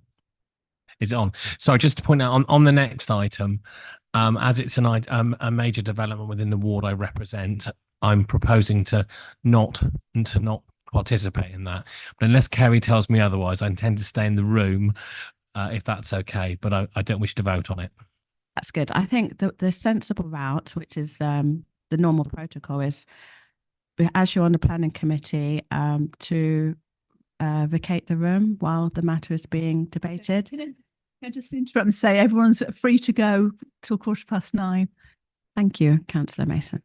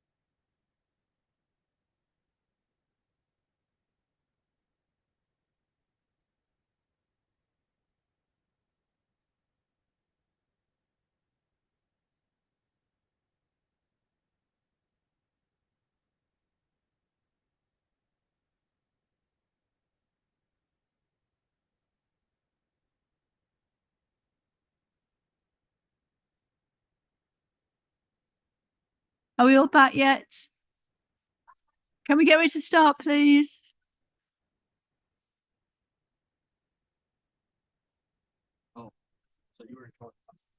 Okay, have we got Councillor Jarvis? Have Councillor Tyson?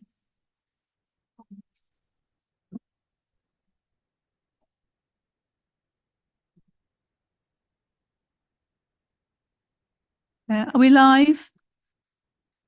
Yeah. Thank you very much and welcome back. Item 8/26/02628 land at 1 to 36 Freeman's Close, Hitchin. Naomi Reynard to present, please. Good evening. I've got a few updates for you tonight. Firstly, we're required to seek the agreement of the applicant to any of the pre-commencement conditions. The applicants have agreed to all the pre-commencement conditions with the exception of condition 6, where we've agreed to amend the wording. There's been some discussion about the wording of the highways pre-commencement conditions numbers 5 and 6 with regard to the timing, and I can confirm the applicant has agreed to accept condition 5 as it is, and we have agreed to amend the wording of condition 6 as follows. So before the commencement of the highways works and landscaping works relating to this development, additional plans shall be submitted and approved in writing by the LPA, which show the provision of pedestrian dropped curbs and tactile paving across the site at all key junction points and pedestrian desire lines. The work shall be implemented as approved by this plan before first occupation. Also, I've just recommended removing the wording to the satisfaction of the local planning authority from conditions 6, 7 and 9. On reflection, it's not required as details need to be approved for condition 6 in any case. It'll be covered by the Highways 278 for condition 7, and it needs to be in accordance with the approved plans for condition 9. So this wording is just not required. Also, an update with regard to the planning obligation. And whilst I've referred to the unilateral undertaking as a legal agreement in the report, it'll be more accurate to describe the unilateral undertaking as a planning obligation, as technically it's not an agreement. The unilateral undertaking is a legal deed where the developer's covenant to perform planning obligations. However, unlike a bilateral Section 106 agreement, they don't have to be entered into by the local authority. A unilateral undertaking comes into effect when planning permission to which they're linked is granted. So as such, the recommendation is amended as follows. That planning permission is resolved to be granted subject to the following. A, the completion of a satisfactory planning obligation and the applicant agreeing to extend the statutory period in order to complete the agreement if required, and the following conditions and informatives. I also recommend that updating the final highways informative to refer to a planning obligation rather than a Section 106 agreement. There have not been any representations received since the committee report was written and published. I'm moving on to the plans, if I can, and the photos. Thank you.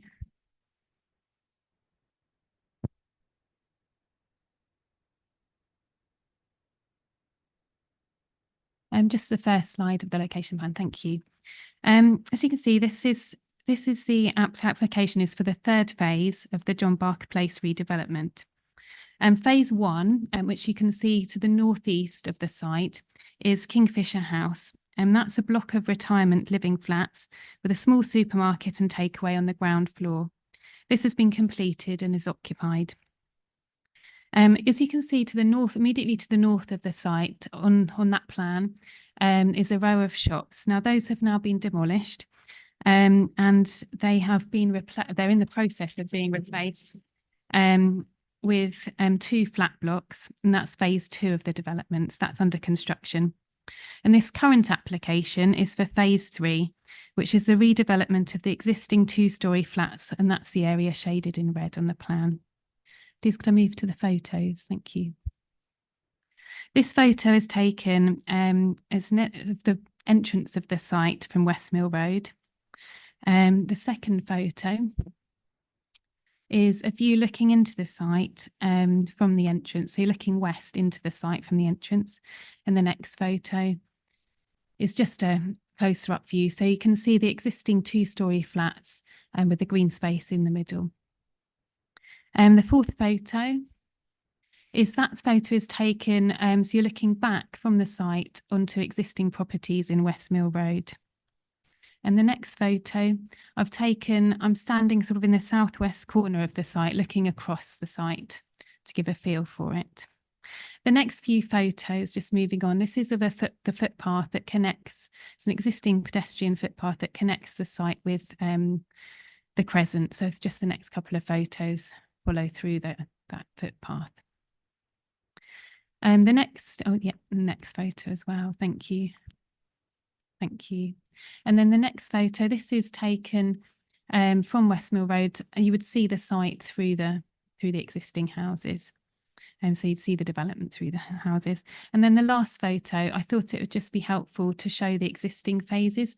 So on the right is phase 1. So that's Kingfisher House that's completed and occupied. And just in the distance on the right, you can see phase 2, which is under construction. So that's 2 more flat blocks. Just move on to the plans now. If you can see that, it's a location plan, which is similar to what you've just seen, but it's a bit more up to date. Then the next plan, please. This shows the buildings in red to be demolished. They're 2-storey flats to be demolished. And then the third plan, this isn't actually a plan to be considered as part of this application, but I just thought it'd be helpful to have it for some context. So on the site, there's a previous hybrid application, which was a full application for phases 1 and 2 that I've just said have been under construction or been built. And then outline application for phase 3, which is the Freeman's Close site. Planning permission was granted in June 2020, and this permission was extant at the time of the submission of this application, but it's now expired. So some positive weight and principle is afforded to the planning history of the site. This plan shows phase 1 to the northeast, so that's the block of retirement living flats with the supermarket and takeaway on the ground floor. And phase 2 to the north, you can see on this plan the 2 blocks of flats which are under construction.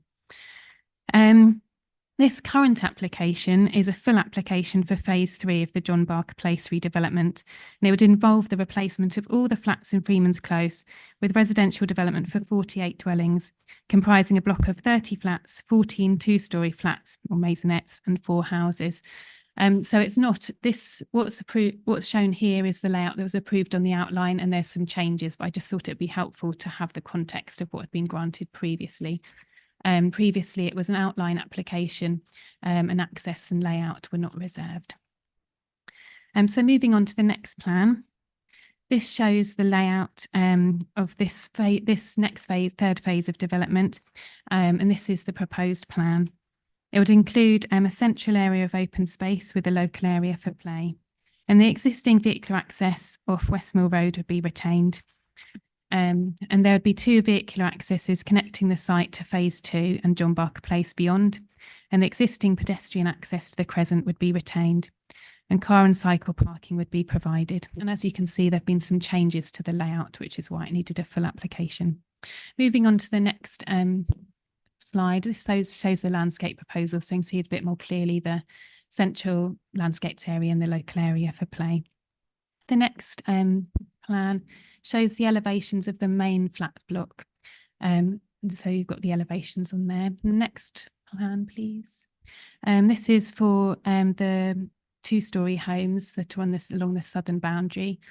So within this, there's 2 houses and the rest are walk-up flats. So 2-storey buildings providing flats. And then the last plan is of the gateway homes, which will be the 2 properties at the front of the site, at the entrance of the site. So just to summarise, in relation to the hybrid application, a unilateral undertaking was submitted and the contributions have all been paid in full. So that applied to phases 1, 2 and 3. This full application needs to be dealt with by a separate planning obligation because it's a new full application, and Herts County Council are seeking contributions on this current application. The applicant submitted a viability report and some further information, and this was independently reviewed.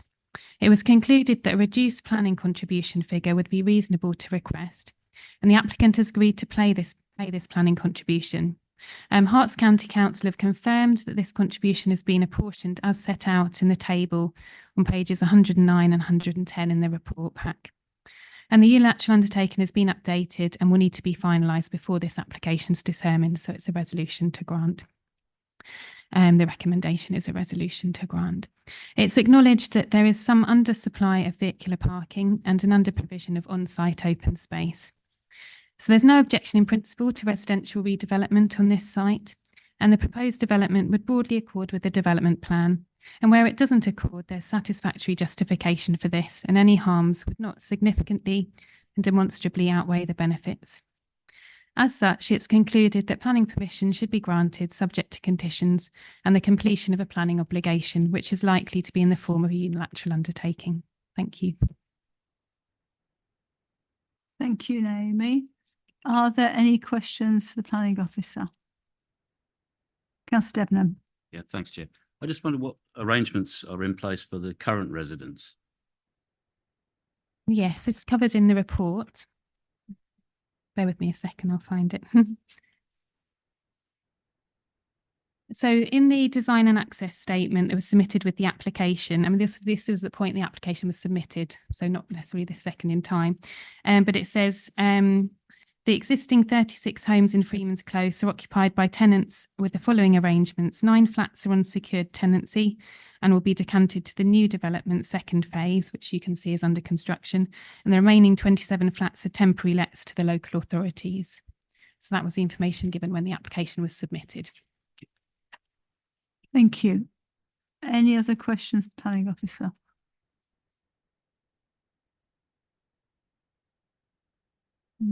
No. Oh. Thank you. In the report under 4.3.44, page 97, talking about the Highways Authority and the parking. It says the level of on-site parking remains unclear with different figures stated in different documents. Is that a correct statement, or is what's in the report correct? Amy? Thank you. I've covered this a bit later in the report. So under it's under the section 4.3.53 onwards. The agent has provided some clarification. They sort of looked at the parking across the 3 phases, but of course, because this is an application, a full application for just this site, I've got to look at it just as it is. So I've calculated that the proposed development would provide 76 spaces, and using the standards in the supplementary planning document, vehicle parking at new development, that sets out a provision of 85 spaces. So obviously there's a shortfall. And we've taken into account relatively low levels of car ownership in the Hitchin-Orton ward, together with the capacity of existing highway to accommodate on-street parking. It's considered the on-street car parking provision is appropriate for this development. So that's covered later in the report. 102, 103, and all the different numbers now. I just want to clarify. Thank you. Thank you. Councillor Winstanley. Yeah, kind of following on from that, do you know if there's the road in is quite narrow? Is that going to be remodeled or widened? Do you know? Because I don't know that it's quite the width of a 2-way road. Oh, I see what you mean. The road into the site itself. Yeah. I think it perhaps is to be widened. I mean, that would be on the plans if it is to be widened. If we could perhaps go back to the, yeah, if we could go back to the site plan, which, sorry, which is 1, 2, the 4th one in, I think.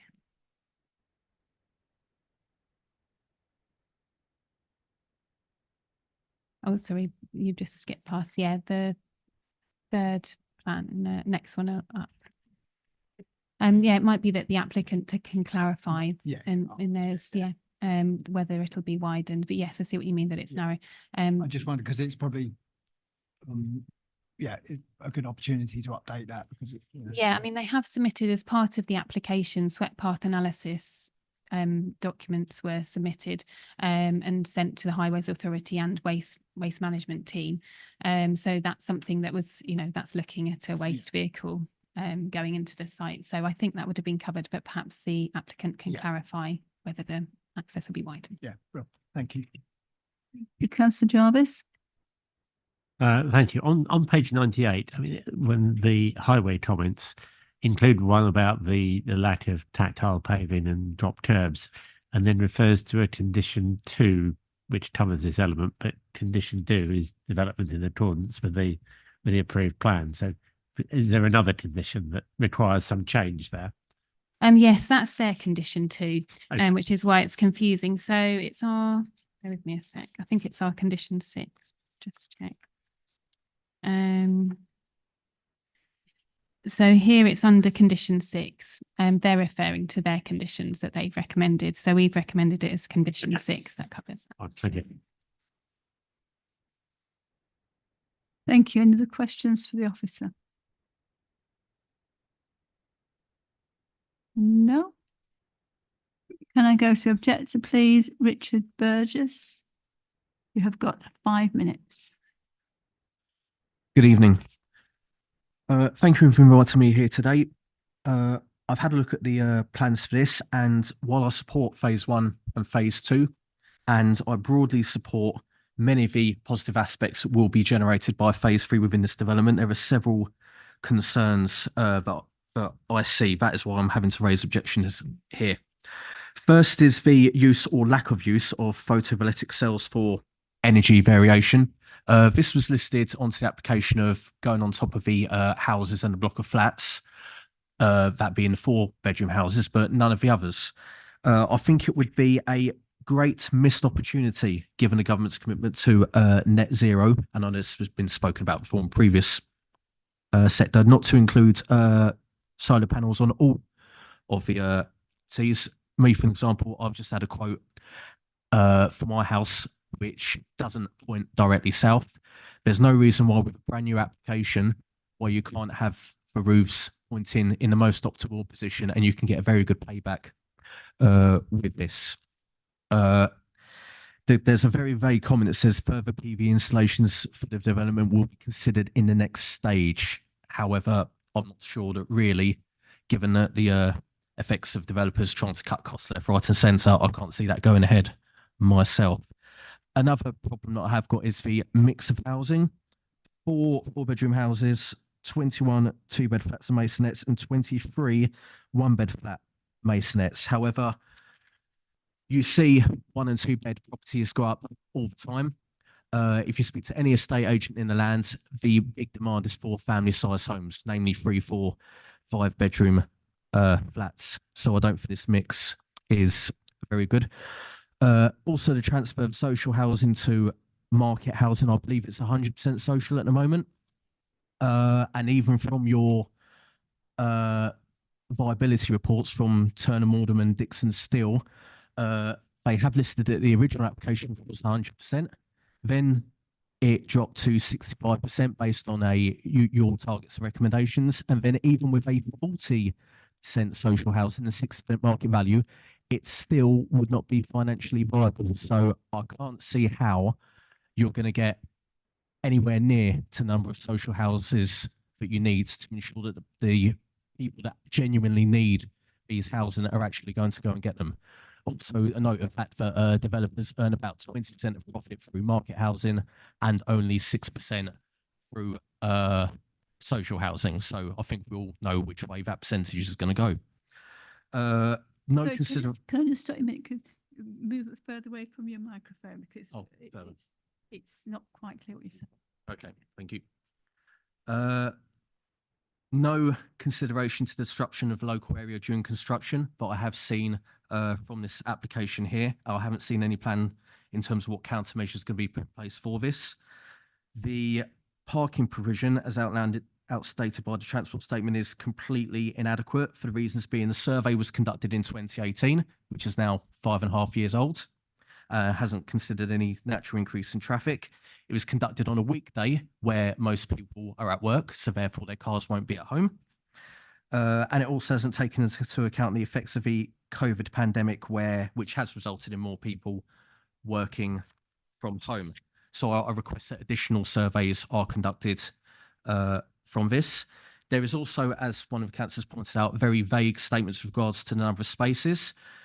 originally provisioned was 202 to 279. Yet it says here, exceptional circumstances, one of the terms used, that has been used as justification to reduce 1 this minute left. output by 50%. And yet all of which would equate to between 101 and 140 spaces. And yet we're only seeing 76. So where are all these vehicles going to go? I think we all know where they're going to go, Westmill Road and John Barker Place. And even as we saw from one of your photos up there, there was a large goods vehicle in one of those photos. The parking spaces are only suitable for medium-sized cars, not suitable for SUVs or even EVs that are now coming into place, which are going to be larger for the battery storage from there. Final thing as well is with the lack of parking and all of these vehicles going to go onto Westmill Road, this is going to present a significant health and safety hazard, particularly to the children who are walking to the primary school, Oaton Head, which is very nearby. This is going to be further exaggerated by the large commercial vehicles there. So for those reasons, I strongly object to these plans. Thank you. Perfect timing. Any points of clarification for Mr. Burgess?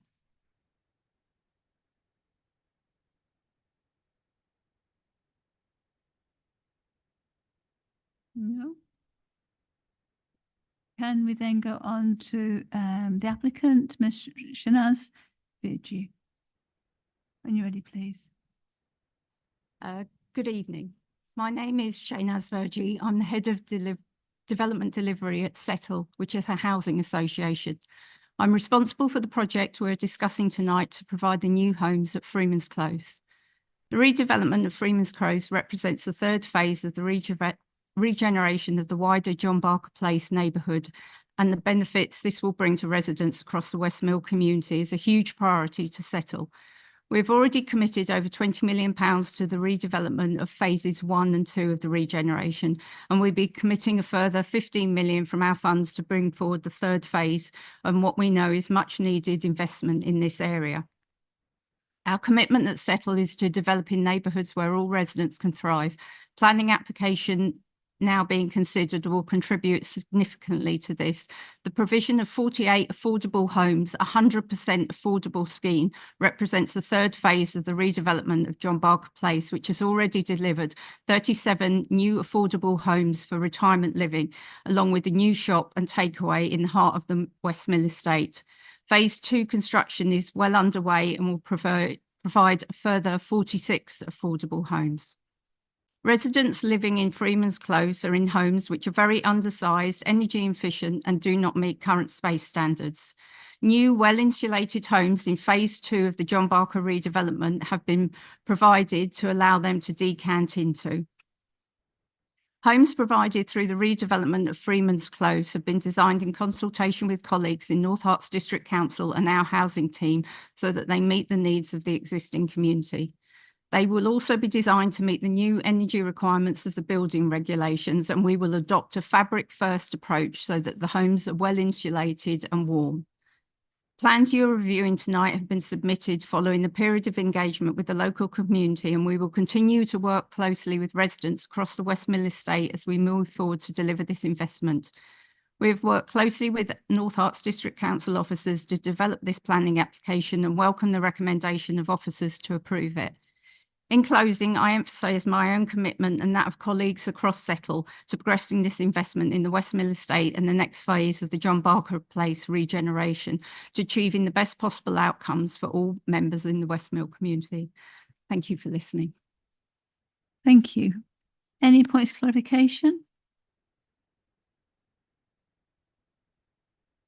No?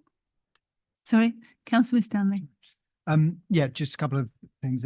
One that I mentioned earlier on was the width of the road in. I just wondered if you know whether that's going to be upgraded because it is very narrow, and also if you could just elaborate on the inclusion of solar as raised by the gentleman earlier on. So I believe the road is going to be widened to 6 metres wide. So and obviously we want to meet the new Part L. So our approach is fabric first, so highly insulated building. Then we will look at the best way of achieving the remainder of the SAP, whether that's through PVs or air source heat pumps. We'll definitely look at that. Phase 1 and 2 of the redevelopment were under the old building regs, and they did have photovoltaics on the roof. I took the decision, because they were elderly residents and people who were going to be living and indoors for most of the day, to wire those PVs into individual people's homes so that they would get the benefit of them. So, and I think we actually ended up with about a 10% improvement on those building regs. So I'm very passionate as well about energy efficiency, but I believe the first way is for the fabric, and then we'll work out how we can best achieve meeting the new building regs. But I'm not averse to photovoltaics, and you've seen that from phase 1 and 2. Thank you. Councillor Debenham. Thanks, Chair. Thank you for your report. The previous speaker, Mr. Burgess, queried the mix of the new accommodation, querying that that's where the demand is. What would you say to that? So across a lot of our estates, including West Mill, we have a high demand for 1 and 2 beds. We've got quite a lot of 3-bed accommodation, which under the bedroom tax tends to be quite unaffordable for residents. We have high needs for larger accommodation, so 4 beds, but then a greater need for 1 and 2 beds. By providing a mix, it might mean that we could free up some 3 beds on the rest of the estate for people to decant into. Any other questions? Councillor Muir. Yes, thank you. Have you looked at a ground source pump for this development? I have one on my property, and it's the best thing I've ever done, rather than having these individual air source pumps. So there are different options in the energy statement. We have looked at air source heat pumps. I think that's what we're proposing. Oh, no, not ground source. We're looking at air source. Yeah, no. So, but we'll look at different options to see what best meets the residents' needs as well. From ground source, there's nothing better. I am looking at it on another development as well in the North Herts area. So, yeah, thank you, thank you, thank you, Councillor Muir. Any other questions? No. Can I invite the chair to respond to any issues raised? It's getting late. It's late. Yes, if I can just respond to clarify a few points, that would be brilliant. So one of the issues raised is the solar panels, and what we've done is there's an energy statement submitted with the application which requires some updating anyway. So we've recommended a condition that be resubmitted. The proposal is for solar panels on the large flat block and air source heat pumps for the dwellings. And as we've said earlier in this meeting, that in the absence of a specific local plan policy, there isn't one that requires solar panels. So this is what's been offered, and we welcome what has been offered. And as I say, there'll be a condition. In terms of housing mix, the housing supply officer has provided comments, and they're on the affordable housing, and it's covered in paragraph 4.3.20. And just to clarify on that, as the applicant has explained, it's the mix, it doesn't meet our policy target, which is 60% larger, so 3+ bed, and 40% smaller, so 1 or 2 bed. It would be 8% larger and 92% smaller, but our understanding is it's based on the local need. And this policy does allow flexibility of housing mix, considering the location of the site and prevailing density. And the local affordable housing need is for smaller units, as has been explained. So yeah, I just think that just to put a bit of clarity on the mix. and our housing supply officer has provided some comments on, she considers it acceptable, the affordable mix. There was a bit of a discussion, a query about the affordable housing, the percentage. So our policy requires 40% affordable housing is required. We can't require more than that and be going beyond our remit. And within that, we'd be looking for 65% affordable rented and 35% shared ownership, which is what is proposed. And how the viability testing was done, I think picked up on that originally the first viability report referred to that full 100% of that 40% being social rented. We've then it's been retested on the basis of the mix, the policy compliance mix that we would require. So all the viability testing has been redone based on the mix we would require. And that's how a figure has been come up with what would be reasonable to ask. So just really to clarify that, in terms of the application as submitted, we can only consider as it has been submitted, which is for 40% affordable housing, and it complies with our that requirement. In terms of the current tenants, I think I covered that before in terms of how they're going to be re-provided. Conditions 10 and 17 cover impact during construction. So we've got a condition there for condition 10 requires a demolition, construction and traffic management plan. And condition 17 restricts hours of working. So that is how we'll control impact during construction. And as I think I covered parking already, this is covered in the report, that it's considered the parking there is a slight shortfall of parking, but it's considered that this wouldn't be a sustainable reason to refuse planning permission, given the site where it is. There's also a travel plan condition recommended as well. So hopefully that covers the points that have been raised. Thank you. Thank you, Naomi. Can we have a proposer, please? Councillor Levitt. Chair, firstly, I just openness and clarity. I am a tenant of Settle Housing Association, so just to make that clear, but I don't think it particularly bars me from anything in this particular case.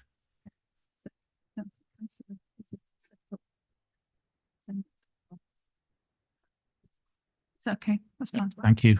In that case, in that case, Chair, I don't live here, so it's in that development. I live well away in Letchworth. So, in view of everything that's been said, I did have some concerns about the housing mix, but I think that's been quite well explained. And our own housing officer has said that the mix is acceptable in his terms and does meet local demand. Therefore, Chair, happy to propose a recommendation to be granted. Thank you. Seconder, Councillor Minstanley? Yeah, I'm happy to second. Shall we go to debate? Who would like to talk in the debate?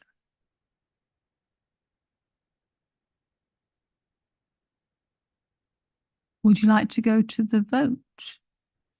Should we go to the vote, please? Chanel?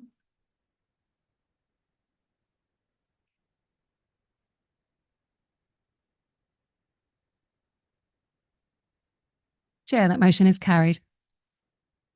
Thank you. We're going to pause for a moment to reset the public speakers and for Councillor Mason to return.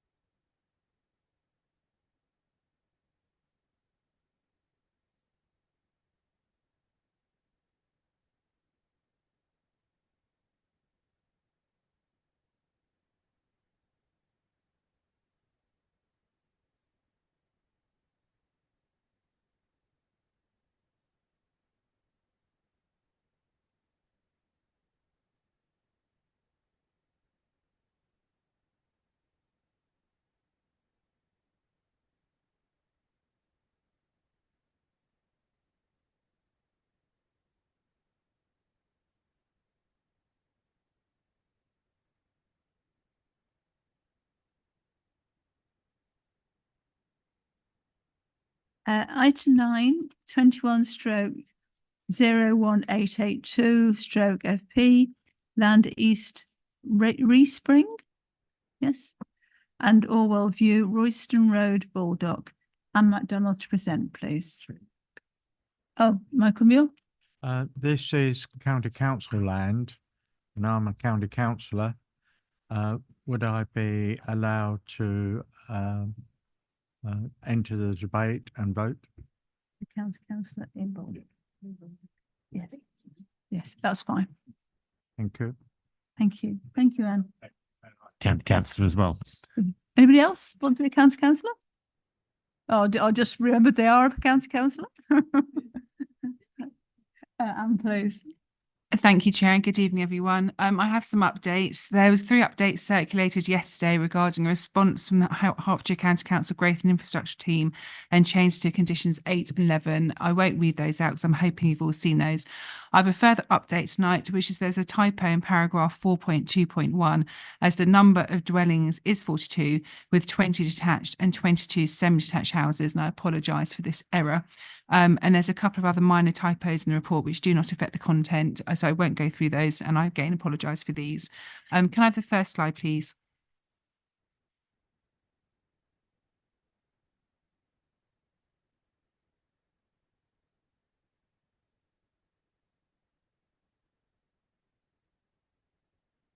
Thank you. This is a full application for 42 houses on local plan housing allocation site BA4. The site is part of the Clothall Common development, which was built in the 1980s and is land owned by Hertfordshire County Council and is a former reserved school site, which is no longer needed. This plan shows the location of the site with Royston Road to the north and open land, which forms the part of the housing allocation BA3 to the east and the existing neighbouring development of Clothall Common to the south and west. The main rectangular area is where the housing is proposed, and within the small section of the site area to the north of Respring is where a new substation is to be located. The existing watercourse along the east boundary can just about be made out in a blue line. Next slide, please. This is an aerial view of the site prior to fences being put up preventing access. This photo shows the existing trees on the west boundary which are to be retained. Next slide, please. This is the view from the end of Allen Way looking west with the site extending to the east. An informal footpath around the outside of the site has become established since the fences were erected. Next slide, please. This is looking into the site from Allen Way. Next slide, please. This is also from Allen Way looking towards the site, and one of the vehicle access routes connects off this end road. Next slide, please. This is from Constantine Place, and the row of trees on the west boundary of the application site to be retained can be seen on the left-hand side of this photo. Next slide, please. This is looking east from the end of Constantine Place, and the other vehicle access connects off the end of this road where those cars are parked, kind of going straight across. Next slide, please. This is a view looking north towards Royston Road with the end of Constantine Place behind us. Next slide, please. This is looking east over the site. Both of these photos show the site is fairly level. The rising land that you can just about make out in the distance is within the site area of BA3 and the adjacent site. Next slide, please. This is taken from within Respring looking east, and a pedestrian and cycle connection is proposed off the end of this road into the site. Next slide, please. This is the view from Royston Road looking west. The existing development of Respring can just about be made out in the distance. Next slide, please. And this is the view looking south from Royston Road. Next slide, please. So this is the proposed layout plan.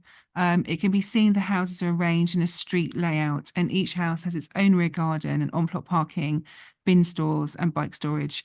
The small substation is proposed off Yeomanry Drive at the top. The proposed mix is 14 two-bed houses, 21 three-bed houses and 7 four-bed houses within the mix of 42, and this is supported. A green corridor is proposed on both the north and south side of the layout with trees and footpath connections across the site, which is supported. As a result of these, the number of houses proposed is 8 below the allocation guide of 50 dwellings, but no objection is raised to this. Next slide, please. This shows the landscaping in more detail. 4 trees from within the site are to be removed and 139 new trees are proposed to be planted across the site. And the landscaping details have been provided in detail in the application stage and are secured by condition. Next slide, please. This slide shows that each dwelling has at least 2 on-plot parking spaces in orange. I don't know how well you can actually see this though. And the visitor parking for the development is in purple. The green dots show active EV connections for 40 of the houses. The 2 houses at the very south side with white dots are the 2 proposed units for affordable housing, and they have passive EV connections. That's because the registered social landlord actually doesn't want active EV parking connections. These houses are 1 3-bed and 1 4-bed detached houses. As set out in the report, there is a viability issue for this site. The application is able to meet the District Council contributions of waste, play space, an off-site contribution towards BNG, and provide 2 units of affordable housing, which are to be for social rent. A clawback clause is to be within the section 106, which will require the viability of the site to be reassessed immediately prior to construction work starting on site to see if factors have changed and more contributions can be made. No other measures regarding sustainability other than EV parking are shown on the plans, and in line with other applications before you tonight, a sustainability measures condition is recommended to cover this matter. Next slide, please. This shows the proposed external material schedule. All the houses will have a grey tile roof, and the use of buff or sand brick is considered to be complementary to the wider estate and the existing development around. A materials condition is recommended to ensure clarity of final details. Next slide, please. I've now got a few of the elevation of floor plans of the different house types to show the proposed design for development, which has got quite a uniform external appearance. This is one of the elevations of one of the 4-bed house types. All the houses have external brickwork detail. Next plan, please. This is the floor layout plan, typical floor layout plan. All the houses meet the requirements of the nationally described space standards for new housing. Next plan, please. This is a typical 3-bed elevation. Next plan, please. The typical layout plan for a 3-bed. Next plan, please. The 2-bed floor layout plan was, for some reason, it's loaded the wrong way around. So the next plan is the elevations for the 2-bed, just to make matters a bit more confusing. Next plan, please.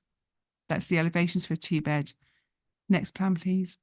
So these are proposed street scenes. This is the street scene kind of mainly running off Constantine Place for the top 2 images, and the bottom image is the continuation of the Respring street scene at the bottom.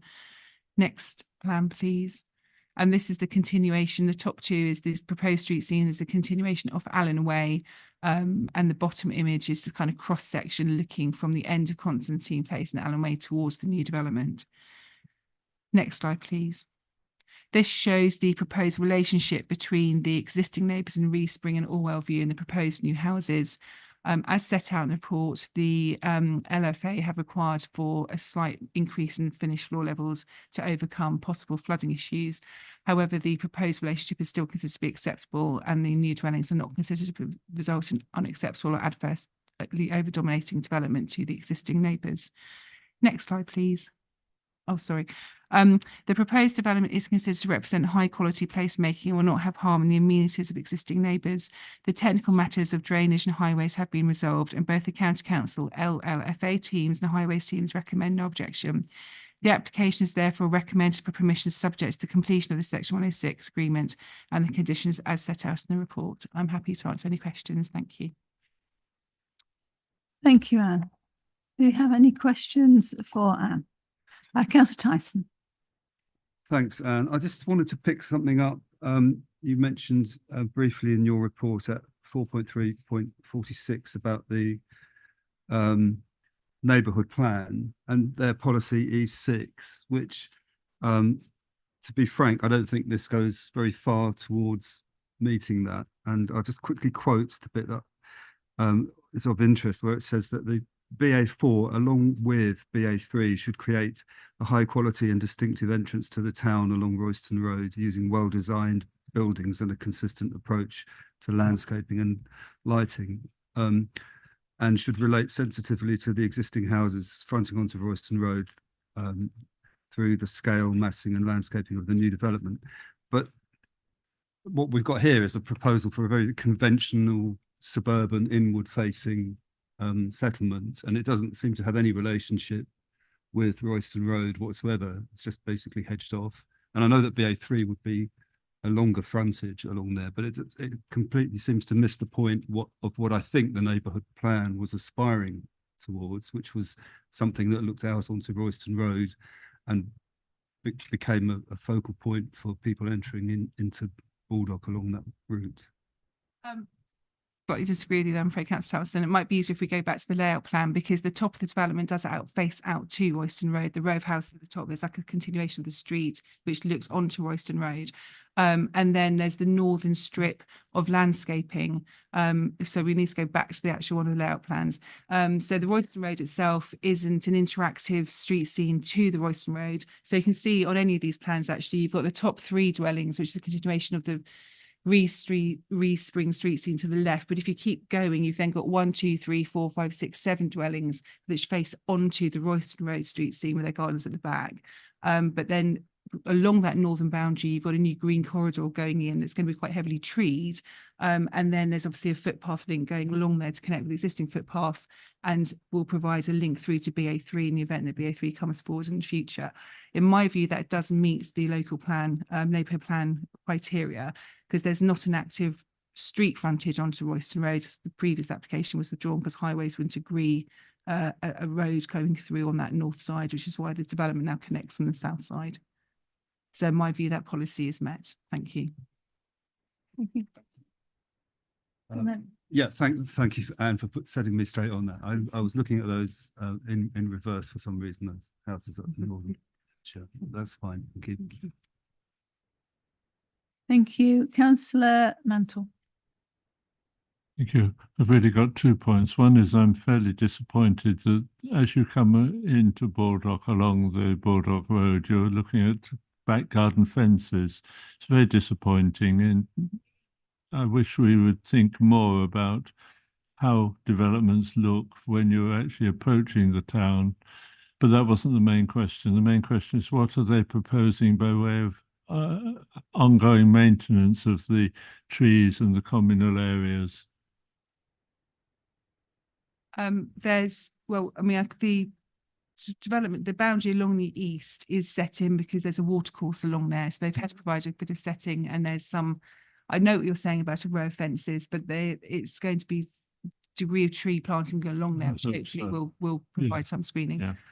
With regard to the a local payment is to be made to the council for maintenance. The council.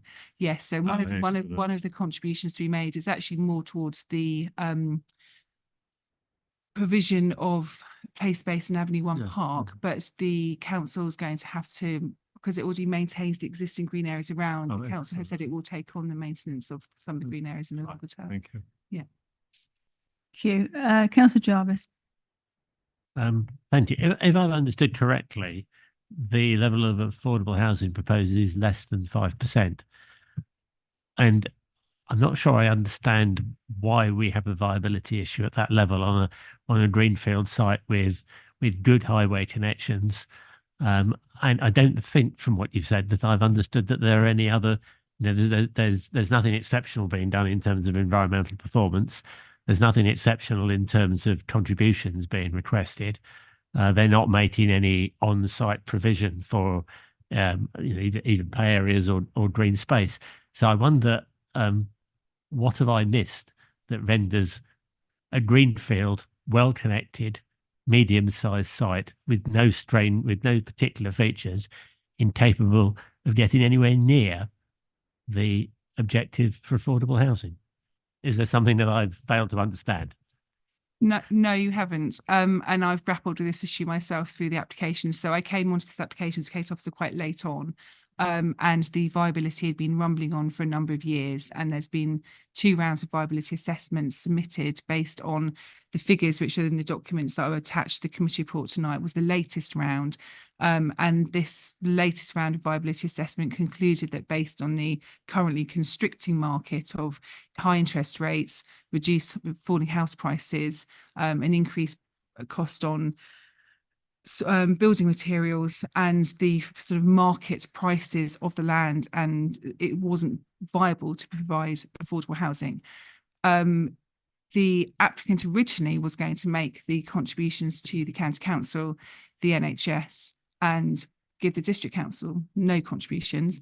My view, bearing in mind the applicant is the county council, is unacceptable if the county councils pay their own Section 106 contributions. So I had a conversation with the agent and I asked him to pay the district councils ahead of the county council contributions. That has been done, but they can only, within that, because of the affordable housing is the significantly most expensive part of a Section 106 contribution, they could only provide 2 units of affordable housing within the monies that the viability report says they can afford. Hence the reason for the clawback clause to be a mandatory part of the Section 106, because as we all know, to agree the Section 278 and to agree the 106 before the point the decision notice will be issued, this could take many months. And who knows what the financial situation is going to be like at the point when construction work start on site. So the viability will have to be reassessed, and as set out in the report under paragraph, let me just find it, hold on a second, 4.3.42, it will be required that if in the event that they can provide more contributions, they need to provide us all our affordable housing ahead of making any payments to the NHS or the county council. And that's the big dilemma put before you tonight, members, is whether or not you agree with that. Thank you. Thank you. Kerry? Thank you, Chair. I am asking this question for the planning officer with regards to the viability assessment. Does the council have its own viability expert to examine what the planning applicant has submitted and raise any concerns?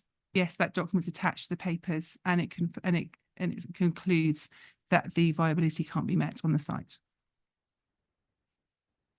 Councillor Levitt. Thank you.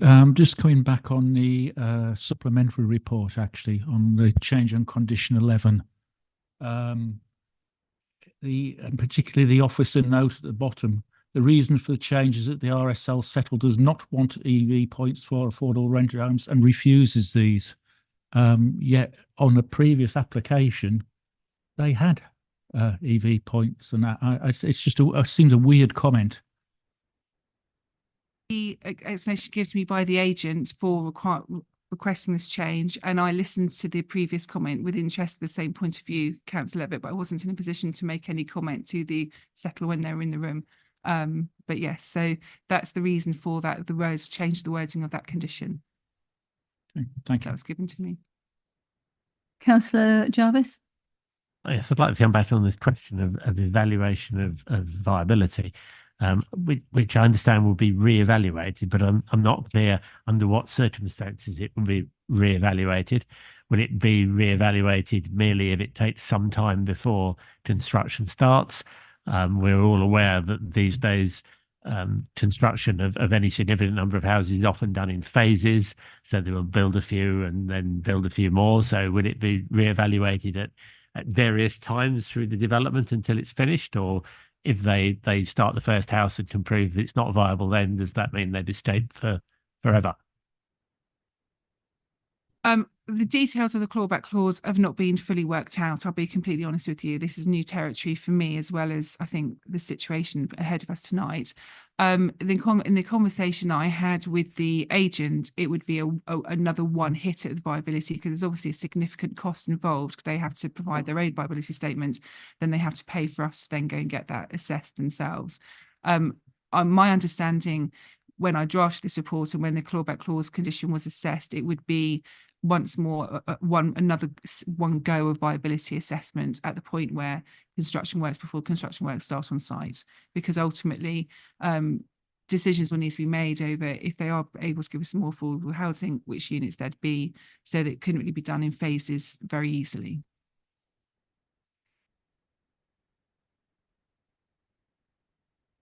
I mean, 2 comments. Firstly, I think the clawback clause is of significant importance, because it seems to be the only way in which we will get an acceptable level of affordable housing on this site. So I'd like us to understand what that is before we decide whether or not to grant permission.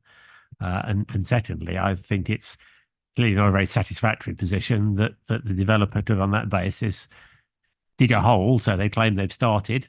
They could do that the day after permission is granted, securing the knowledge that nothing will have changed. And if it changes before they actually build the houses, then they've managed to avoid building any affordable houses. So I think this whole issue about how the clawback operates is of great importance, and we've heard it's a new area for us to get into.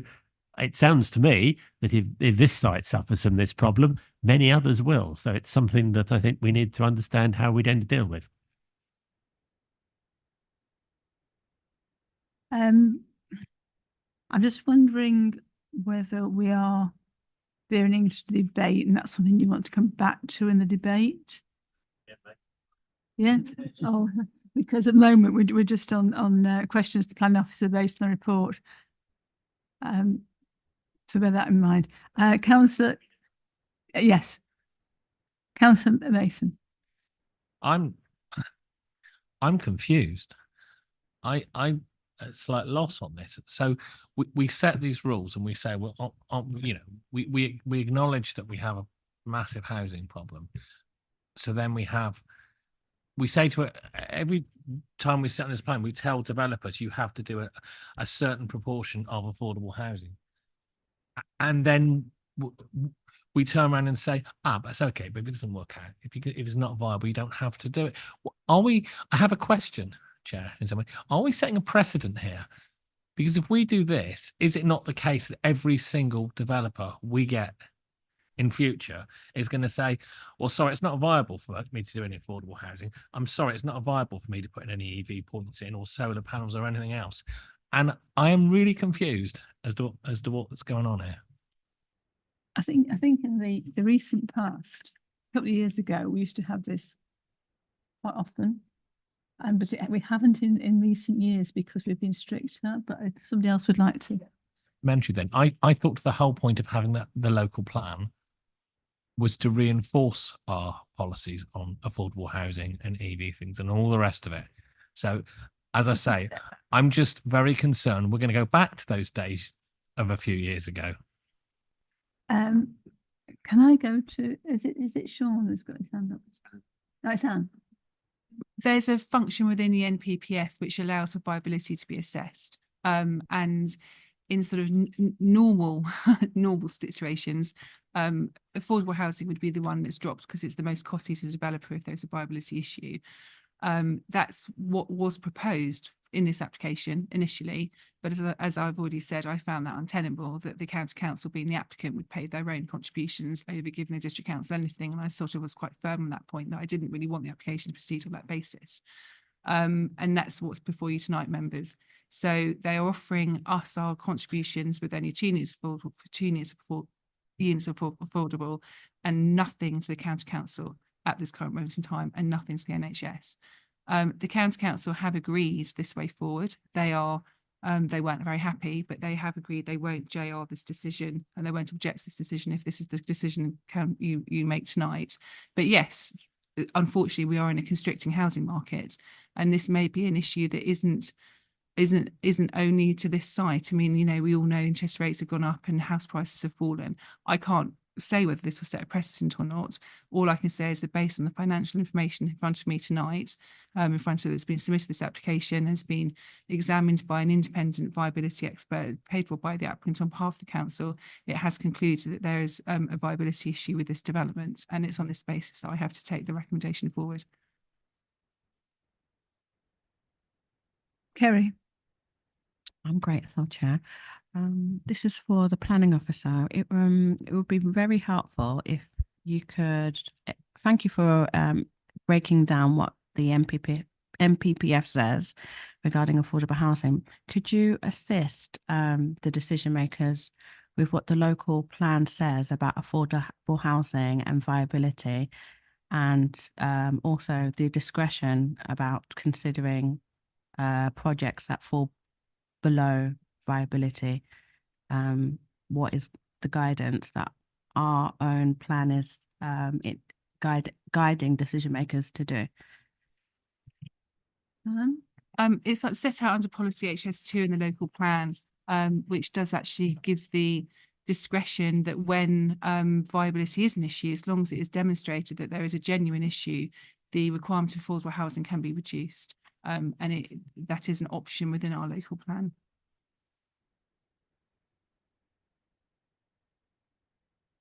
I think we will probably come back to this in debate, I suspect. We're still on questions to the planning officer based on the presentation. Councillor Muir. Thank you. I have two concerns. I've got no problem with houses going on this site, but my concerns are, first of all, is... Councillor Muir, I think, can I start with there, because I think you're going into debate. And we're No, well, okay. You might want to save that. Forget my first comment then. Okay. My 2 points to the planning officer is the local plan, the inspector agreed 40% affordable housing. This hasn't got it. And also, not all the houses will have EV charging for cars. And I thought we had a policy that all new houses, correct me if I'm wrong, have EV charging. Got active EV charging, and the 2 affordable units will have passive EV units. There, the connections will be there, so the box will just be put on the wall if it's wanted in the future. So the kind of costly part of providing EV parking will be provided in the development. With regard to your first point, it's paragraph 8.9 of the local plan. If you're happy for me to read it out, it says over the plan period, so at least 1/3 of new forming households in the district over the plan period may require assistance with their housing. Over the plan period, this target should be achievable. On most sites, targets to provide up to 40% of affordable housing can be supported. Policy SP7 sets out our approach where developers consider that the policy requirements of our plan will adversely affect viability. We will robustly examine any schemes which seek to make affordable housing provision at below target levels. So that's what this application has done. So the applicant submitted a viability statement setting out that they couldn't meet our affordable housing targets, and we had that independently assessed, and that's concluded that it agreed with the developers' conclusions. I mind. I think it's the county council wants to make as much money on this site as possible, and that's why they're saying. Councillor Muir, this is about a presentation. Hold on to these thoughts, because we will get to debate. At that point, can I go on to the applicant's representative, please? Jennifer Smith, you've got 5 minutes. Thank you. My name is Jennifer Smith. I'm the agent for the planning application before you this evening for the development of 42 dwellings at land east of Reespring.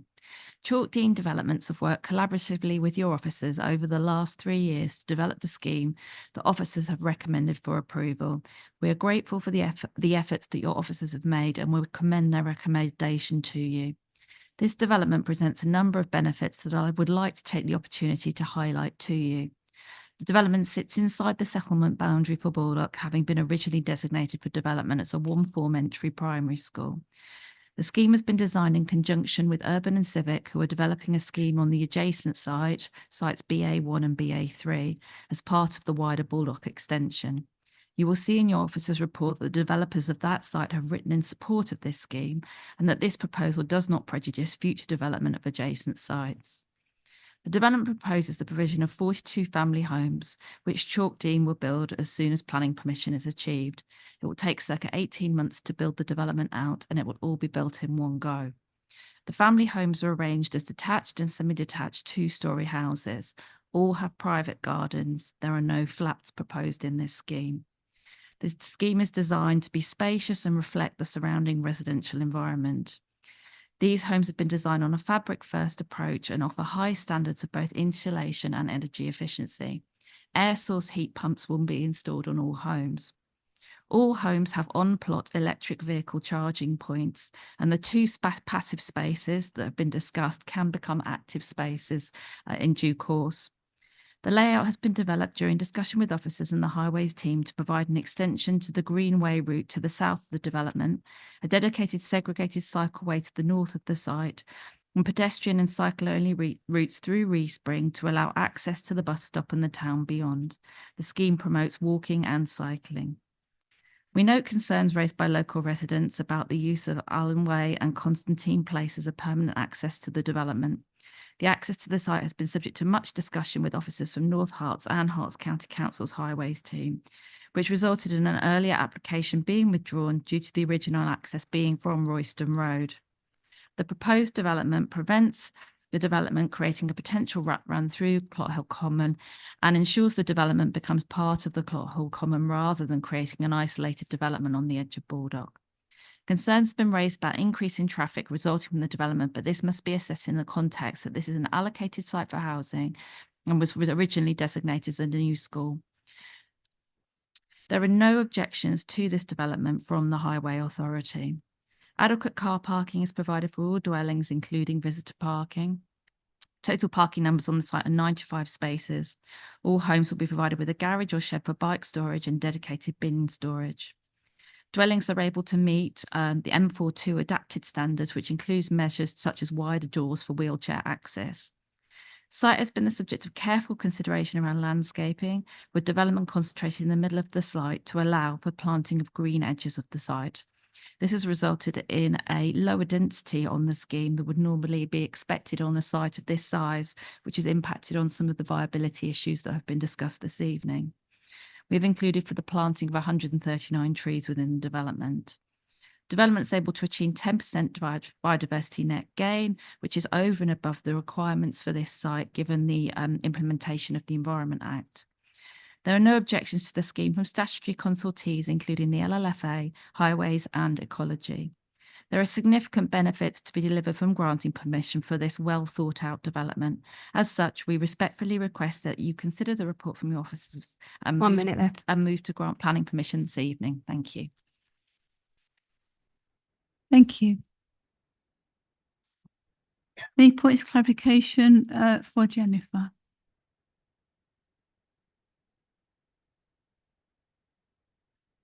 No. Sorry, Councillor Levitt. Yeah, I'm going to come back to these two affordable homes with no EV charging points. You're putting the power points in, you're putting all the connections in, you're putting 40 other EV points in and the other 40 homes. It's negligible cost to just put the charging boxes there for the extra two. And it seems to be some sort of discrimination that affordable rented don't get an EV point when they're probably the ones who can at least afford to put one in afterwards. I'd just like comments on that one. So in respect of the two passive points, these can be provided. There's no issue with that. That it's the discussion with the registered provider that indicated that they didn't want the points to be installed. But if the registered provider does want them to be installed, then that would be done, I think, at the cost of the registered provider. It wouldn't fall on the tenant.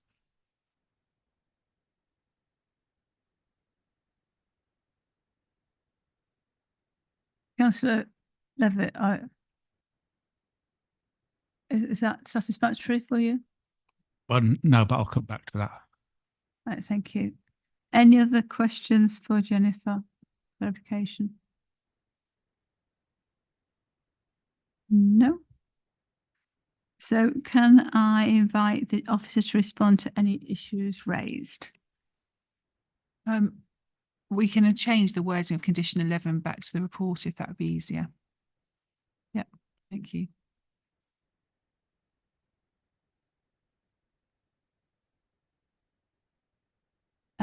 Anything else? That's it? Is that it, Anne? I've nothing more at this time, thank you.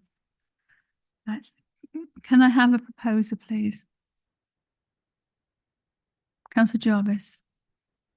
We should refuse permission on the basis it doesn't provide an adequate level of affordable housing.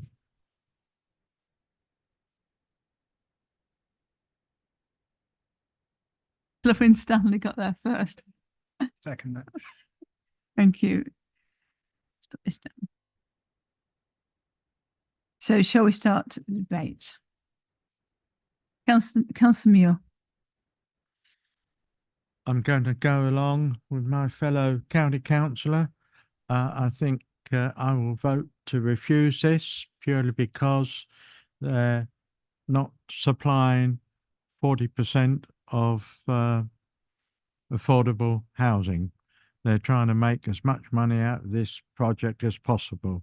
Although I like the design, I've got no problem with houses there, but I will vote against this on the principle they're not delivering 40% of affordable housing.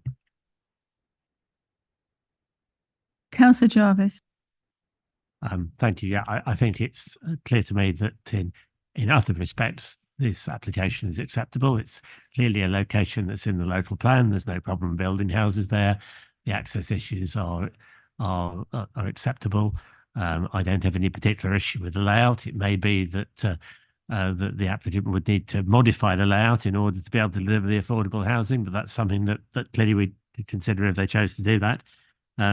So I think in every other respect, I don't have an issue, but I think that to provide just over 4% of affordable housing against the target of 40% is clearly unacceptable. And since, as I understand, we only have the discretion to accept lower levels, that's some discretion I think we shouldn't take in this case, and we should therefore refuse permission. Thank you. Councillor May. Like what Councillor Muir and Councillor Jarvis said, there's no other reason aside. In other ways, it's a perfectly reasonable application, but I see no reason at all why we would accept a lower level of affordable housing. It would drive a coach and horses through our policies, our local plan, and I can just see no reason at all why we would wish to do that. Councillor Levitt. I'm tending to agree with what the others say, to be perfectly honest. I understand HS2 as the ability to look at the viability things, but that's, I think, when we've looked at that in the past, it's more been about big, intense sites and, difficult sites. This isn't a difficult site. This is a nice, easy site to develop, and there's no reason why you can't meet the requirements on that. You could increase the density because we're up to 50, so you could increase the density and make it more viable. And there's a lot of other little bits in there as well about the accessible housing requirements, that because it's got a raised floor level, the houses can't be accessible. That's in 4.3.16 or 7, something like that. The bit about not putting the EV points on, those are the two. I think there's 730 quid or something to buy a bit of kit to bolt on the wall, something like that. So it's not, it's nothing in the main things. And yes, we could put condition 11 back. But I find it really sad when the county council, as a landowner, settle as the registered zone landlord looking after them, can't make an affordable development and can't afford to provide a level of affordable homes. We've put in a local plan, and we spent a lot of time getting that in, and a lot of effort getting that in, and a lot of time with the inspector. And I put that local plan through, and I sat through all that inspector's things. And we had a great deal of effort to ensure we got that affordable housing thing in, and to actually ignore that and go away from it is not what the local plan's not about. It's not what the NPPF's about. It's not what we want around here as a district council. So I'm totally in favour of refusing the application, Chair. Thank you. Councillor Bloxham. I think I'm the minority candidate then on this particular one. I want to just ask, just to make sure that I've got this right. The reason why the affordable housing part can't be met is because of the viability plan that we do, and that has been accepted, understood, verified, agreed by the district by planning officer, and therefore, if that's acceptable, why would that not be a valid reason to allow this? We do this in many other ways where we're provided with highways information, and that we're given, and it's we have to go along with it. So why would this be any different? And on the EV points, come on, 2 EV points at 44. Thank you. So if that's all right, Chair, to just to get clarity on that, the reason why this can't be, they can't make this. Who are we to dispute it? I think on the EV points, this is something that I've not come across before, whereby it almost seems to be discrimination on a small That planning minority issue? not I getting don't know. EV Is points that planning? because of assumptions made about, I don't know, lifestyles, whatever. Who knows? But for we're back to the viability statement, and I'll pass over to Anne or Sean. Okay. Yes, with regards to the discrimination point, the agent for the applicant has expressed it's the registered housing provider that's made the determination for it to be passive. But even notwithstanding that, even though that's a decision that's made by the registered housing provider, it just seems abstract as to why it's the social housing when it's the onus is for us to have EV points going forward. It's a mandatory expectation. So even though it's not, maybe the discrimination is not lying with the planning applicant, maybe it goes a bit further as a concern as to why the housing providers made that stipulation. So hope that assists. Can I go to Sean?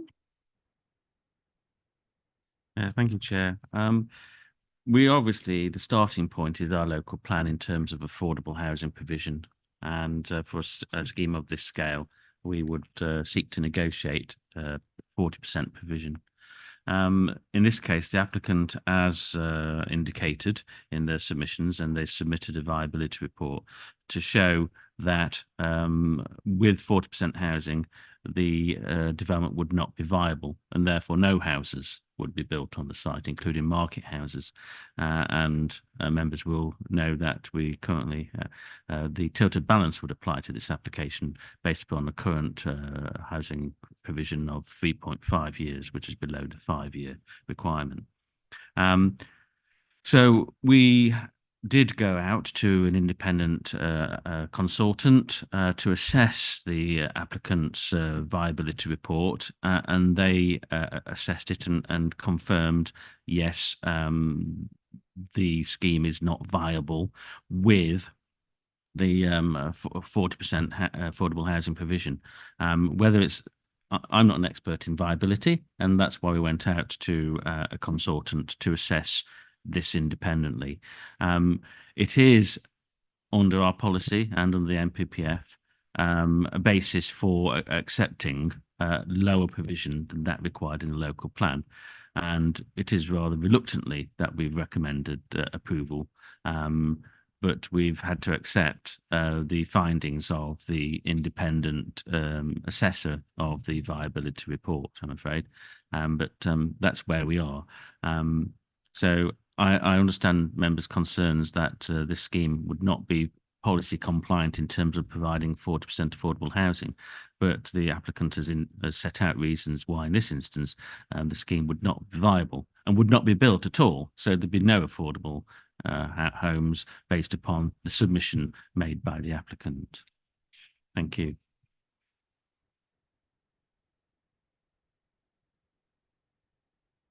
Thank you. So I urge everybody to have a rethink of the on this. As you've just heard there, these houses won't be built, and there are people out there, and I know we want more affordable, and I absolutely do. I personal situations, and I know that we need affordable housing, but we've got the opportunity to build other houses that some people can afford, and I don't want that to sound bad, but we're losing an opportunity to use this land for housing. Thank you.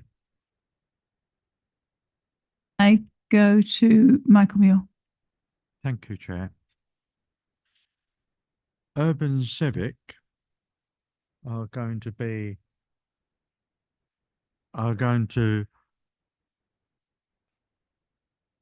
build, maybe not them themselves, but up to 3,200 houses in the extension of Baldock.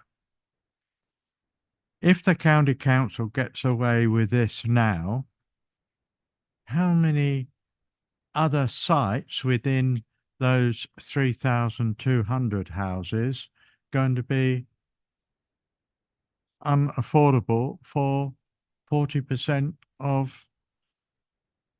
social housing? So I still feel that we should refuse this application on the grounds of no affordable housing.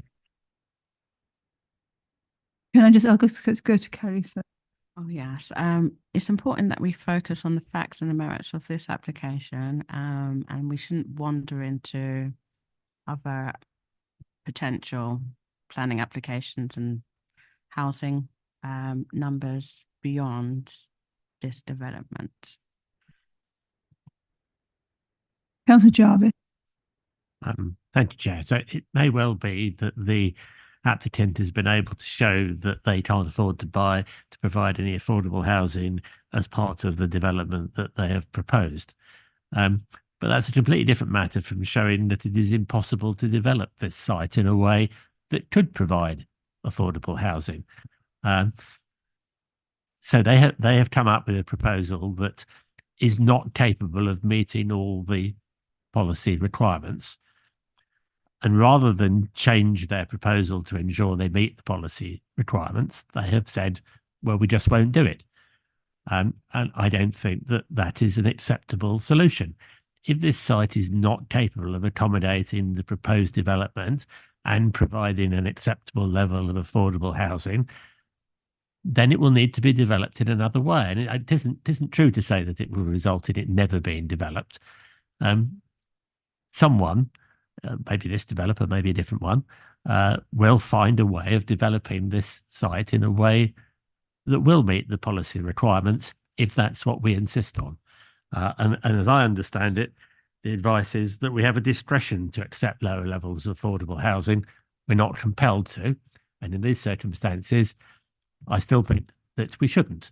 And it will then be up to the developer to decide whether or not they want to make a revised proposal that will meet those levels of affordable housing, will enable those levels of affordable housing. And that's clearly what I hope they will do. But clearly we'll have to wait and see what happens. Thank you. Councillor Tyson. Well, actually, Councillor Jarvis has just said pretty much exactly what I wanted to say, only far more eloquently.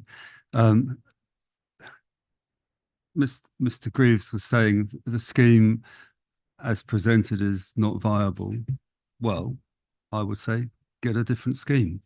And that's the bottom line of it. We want to stick by our guns with this 40% of affordable housing. I think it's really important. I think there are worrying repercussions about backing down on this. And so I would not be prepared to vote in favour of this as it stands.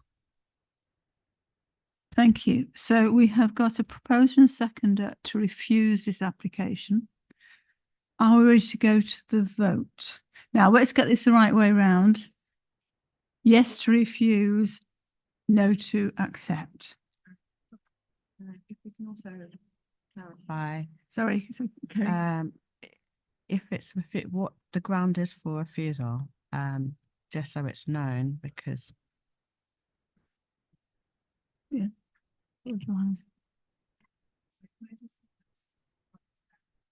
Say the exact wording for reason for refusal, please. Sorry, the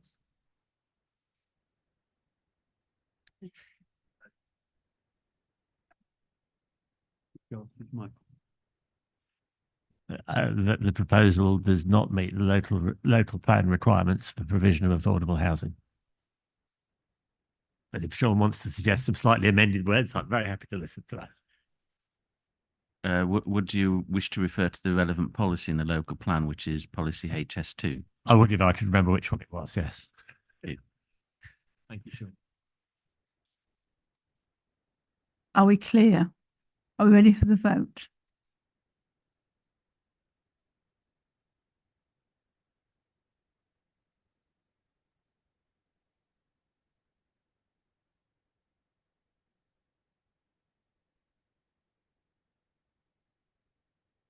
Chair, that motion has been carried. Item 10, 23/01/259 stroke FP Friends Green Farm, Damask Green Road, Weston.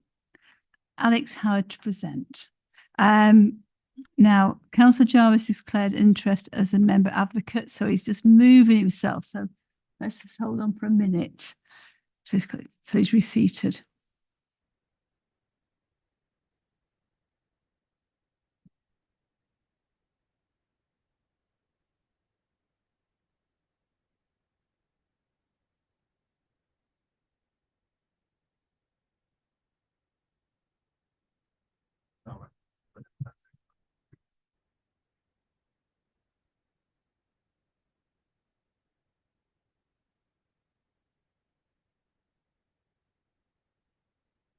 Right. Are you all set? Right. Alex, would you like to? Thank you, Chair, and good evening, everyone. I have one update for you. I just want to clarify something in my report that isn't clear at this moment in time. At 3.7 in my report, the text suggests that the Conservation Officer is objecting to the application, what I've lifted from his formal note.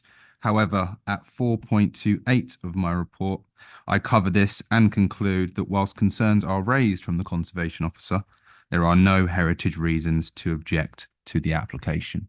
Just want to clear that from the outset, please. So if we could go to the slides.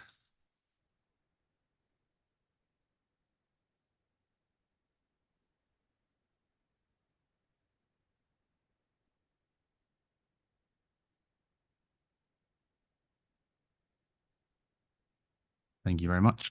So this slide identifies the application site, which is located on the east side of Damask Green Road in Weston. The site is comprised of 2 buildings, associated hard standing and access onto the highway. The site is to the south of Friends Green Farmhouse, which is a Grade 2 listed building, and 2 Grade 2 listed barns. The site is designated as within the green belt. Next slide, please. So this photo is of the existing southern access into the site from Damask Green Road. Next slide, please. And this is just another photo of that southern access. Next, and yeah, this is another view of that access, the southern access. Next slide, please. And this is a view from Damask Green Road towards the existing northern access to the site. Next slide, please. And again, just another view showing that northern access. And again, just from further up Damask Green Road, showing that northern access. Next slide, please. This image shows the pair of buildings that are erected on the site and the various types of hard standing throughout. Next slide, please. This photo shows the internal elevations of the U-shaped building currently on site. Next slide, please. And this is just another image of that internal elevations of that U-shaped building. This image shows the principal elevation of the taller sort of main storage building. Next slide, please. And this shows the rear and side elevation again of that larger building and associated hard standing. This image shows the side elevation, the southern side elevation of the U-shaped building and its relationship with the larger building, and again the associated hard standing there. And this is an image from within the site looking towards the existing southern access point onto Damask Green Road. Next slide, please. And again, this is just a photo from within the site looking towards the existing northern access onto Damask Green Road. And this is the site plan of the site. Obviously, it shows the siting and location and footprint of the 2 buildings on site, the 2 access points onto Damask Green Road, and the areas where hard standing currently exists. Next slide, please. This is the floor plans and elevation drawings of the existing on-site U-shaped building. And this shows the floor plans and elevation plans of the slightly larger, more conventional shaped building on site. This is the visibility display from the southern access. What this shows is that visibility displays in the southern direction are not compliant with the highway standards. Next slide, please. And apologies, I had some issues with this earlier trying to get it into the presentation, but what this does show is that visibility displays from the northern access do meet the highway standards for this road. And that is the end of my presentation. Thank you, Chair. Thank you, Alex. Any questions, planning officer?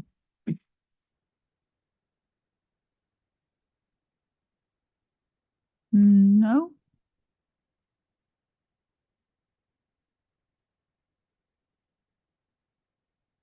Then I will go to the objector, which is Parish Councillor Alistair Schofield, please. Alistair, you've got 5 minutes. Thank you.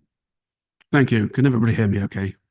Good. My name's Alistair Schofield. I'm the chair of Weston Parish Council. The statement I'm making and the views I'm expressing are those of the Parish Council, not mine personally, necessarily.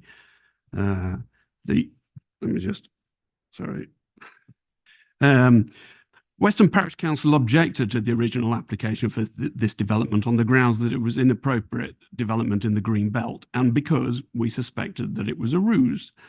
We suspected this as, according to the British Horse Society, the property does not have sufficient land to support a livery business with 12 stables. Sure enough, when the first building was constructed, the building that was described in the original application as a garage/workshop and feed store was built to a standard far in excess of anything that would be required for equestrian purposes. Soon afterwards, it opened as an automotive business. Following presentations to planning by Weston Parish Council, or representations rather, the owners eventually applied for retrospective planning permission to change its use, and this was refused. However, undeterred by the fact that they were knowingly running an illegitimate business, they continued to develop the site by erecting the building described on the original plan as the stable block, which is the U-shaped building you've just been shown.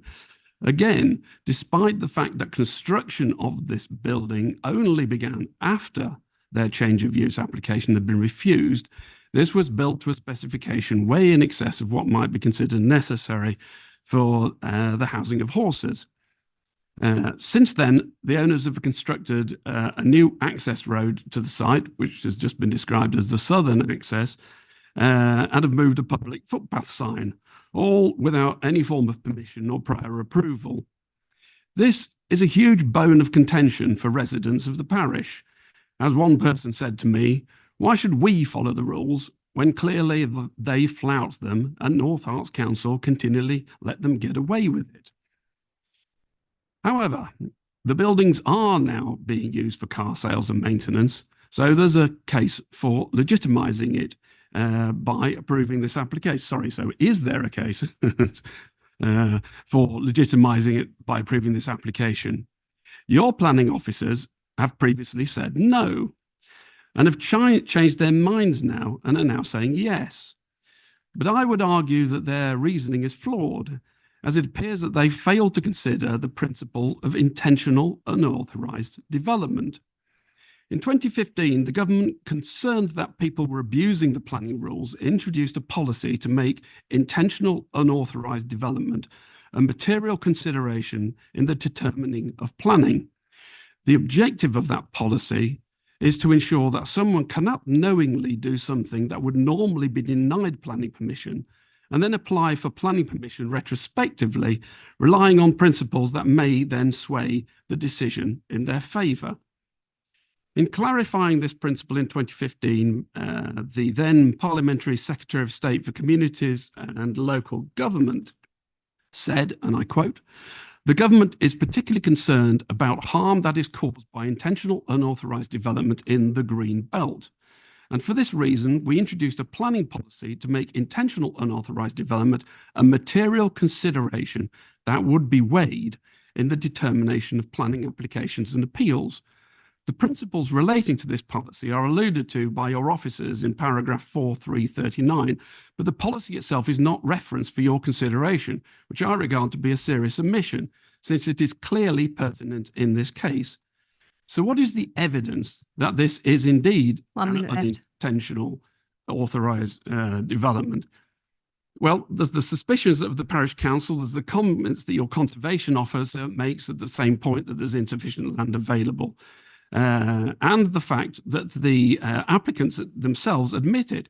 It's referenced in the document you have presented to you that in point 132 of their submission, they said the development of an automotive business has enabled the buildings to be constructed to a standard that is higher than would have been the case for the approved livery business.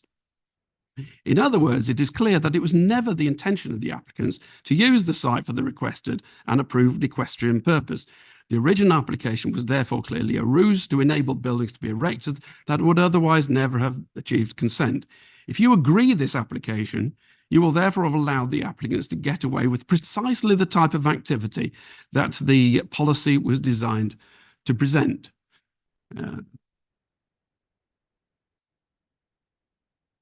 I mean, throughout the presentation or the submission, Sorry, the you've applicants had your make. time now. Okay.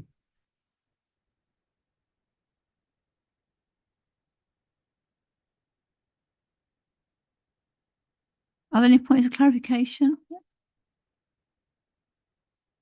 for Alistair? No. Can we then go on to Member Advocate Objector, Councillor Steve Jarvis? Please, you've got 5 minutes. Thank you very much. As has been set out, this permission was granted for this building as a stable and associated feed store and workshop building back in 2015 as a replacement for another stable building elsewhere on the then landowners holding the other side of Friends Green Farm. But as we've heard, and as it says in the report, the buildings, well, firstly, were not built in conformity with the approved plan, but that is clearly no longer an issue, but have never been used for the purpose for which permission was obtained. I mean, it is clear that the use of these premises for the sale and repair of cars is inappropriate development in the Greenbelt. And therefore, the only question is whether or not there are any very special circumstances that would justify that inappropriate use in the Greenbelt. And the argument appears to be advanced that the very special circumstances that these are very expensive German motor cars. But actually, I don't think that constitutes very special circumstances at all. We are told that there is an established business, but it's been established in direct contravention of the planning system. The owner of that business has taken a decision to operate in the absence of planning permission, and is only here now because the council has said that situation needs to be regularised. Now, we're told that in the report that one of the reasons that we should grant this permission is because the impact would be no greater than it being used for an equestrian purpose. Firstly, I think that's questionable. The report highlights that vehicles are parked behind the building. We've seen photographs of significant numbers of vehicles parked around the building, which will clearly have an impact which would not occur if it was being used for equestrian purposes. But that really isn't the test that, as I understand it, is required to be applied by the NPPF, which says that very special circumstances will not exist unless the potential harm by reason of inappropriateness is clearly outweighed by other considerations. Now, I don't think the consideration that this business has operated without the benefit of planning permission for 4 years clearly outweigh the fact that this is inappropriate use in the Greenbelt. And I would venture to suggest that if the council is happy to have these sort of change of use on the basis that, well, there might not be as much traffic, there might be, or no significant amount more traffic, then any use in the Greenbelt would be acceptable. And I don't believe that that is the intention of Greenbelt policy. And I don't believe that that meets the test of being very special circumstances.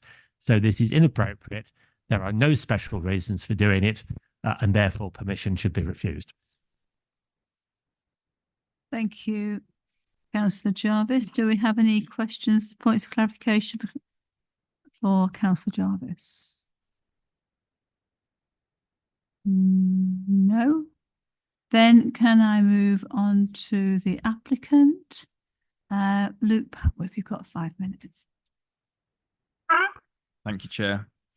My planning consultant gave me a write-up of what I should say, but I just want to just say it from my own words of the history of the site, because it's not been told correctly, and I know it better than anyone. So the site is made up. The site is part of a larger farm called Friends Green Farm. That's been my family home since 2002. Before that, it was my grandparents' place. Since I've known it, it's always had different businesses there in units that it's been rented out to, people working on cars, people doing tree surgery, people selling antiques. There's always been these sort of uses here at the farm. I can't remember when it was. We had to sell the farm, my parents did, because they were separating because of circumstances. And my brother and I, we had a business building go-kart engines, and I'd always tinkered away. And we managed to get some loans together and save parts of the farm. Some of it got sold. I missed a crucial point. My parents got the planning application for this site before they had to sell it, and before I'd even started the business, to use for horses. There's always been horses at the site. It's 12 acres of land. And there was another stable yard, as the councillor correctly said, that was going to get demolished for some houses to be built out of the grade 2 listed buildings that were mentioned before. And then, yeah, we had to sell the farm. My brother and I bought part of it, but the land got sold off, which was to accompany the stables. Now, I started the business in the previous buildings in a small unit, and I was tinkering away on my own. And I grew and grew the business to the point where I needed a bigger site. And we also needed to sell the farmhouse my brother and I owned, and he was going to move into the building where I was currently mechanicking, essentially. My parents had already started building the 12 stable yard, this site, and then I bought it from them and completed the site and did move in and start operating my car business from there. This, by the way, I've had the business for 9 years from now, so it wasn't just 4 years ago. I had it for 5 years prior to these buildings, moving into these buildings. I forget where I was now. Look at my notes, sorry.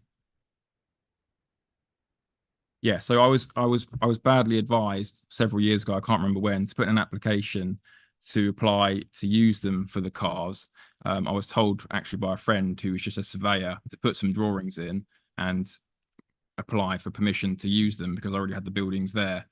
There was no information properly put forward with the application, and therefore it was refused basically, and the parish council objected. I actually invited the parish council and councillors to come up and meet with me so I could understand their problems with it and explain what it was I was doing, but they didn't come up and see me. Anyway, I've put a proper planning application in with professional advice. They've worked with the planning authority. They've come up with conditions that make them feel that it's appropriate. Highways had a couple of issues, but again, I employed some professionals to put forward traffic surveys and entrance displays and all this sort of thing, and highways deemed it appropriate as well. All the consultees said they had no objection, but for the parish council. A little bit about the business now. It's a team of 4 of us. So there's 3 jobs for people in the area as well as myself that I'm making. We support the local shops and in the village and get our lunch from there and stuff. And I actually got them to do letters of support. There's a Bulldog bakery as well and a cafe. They all did a letter of support, but I don't think they were put forward today.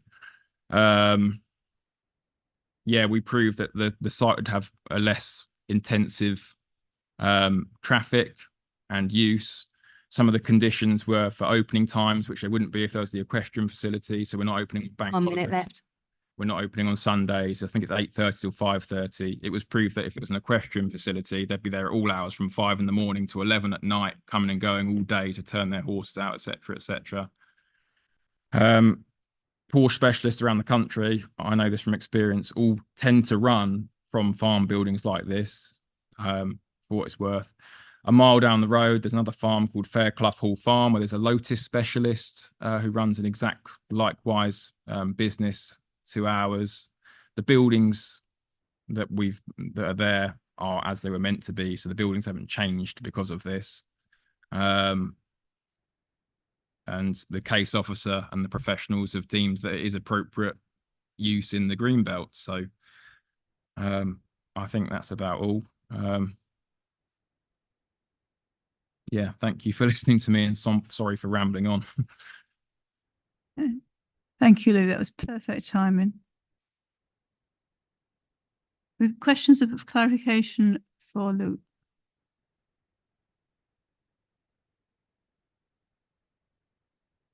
Councillor Levitt. Was it ever going to be used as a stable? Owned it. When my parents put in the application for it and owned it, that's what the application was in for. My parents always told me my brother and I were going to live in these 2 listed barns next to the farmhouse. And they put in an application for those to be converted into houses, and that got approved. And the old stable yard and old units that these other companies used to use next to these listed buildings had to come down to make these listed buildings a nicer setting when they were houses. And in exchange for that, it's my understanding, they were allowed to put up this other stable yard to accompany the 12 acres of land that used to be with the farm. Unfortunately, my brother and I couldn't afford to buy the 12 acres of land or any of the other buildings. We could only afford to save our farmhouse and a very small portion of the fields there. We've got about 2 acres between us, including this site where I'm operating the business from is now. But they'd started the build, and then my dad went to, well, there was a separation of our family, and yeah, they had to sell it back. It was going to go to auction, and we managed to save a little bit of it. But yeah, they put the application in. My dad used to be a riding instructor, and he ran this stable yard from there, and that's what the application was for. Thank you. Any other questions?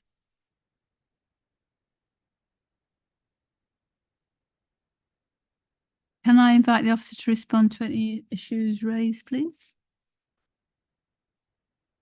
Yes, just one point just to pick up on, and that is that whilst I note the comments from Alistair Schofield, we as a council have no concrete evidence that this development was intentional unauthorised development. And I've touched on this in my report. You know, we might be suspicions, but there's nothing concrete to sort of back up that claim. So that's probably all I'd like to say at this point, Chair. Thank you. Can we have a proposer, please? Councillor Bloxham. Just going before you. I'm sorry. Yes, I think that I would like to propose that this be granted, subject to the conditions that are in the report. Thank you. And a seconder, Councillor Muir. Should we have a debate?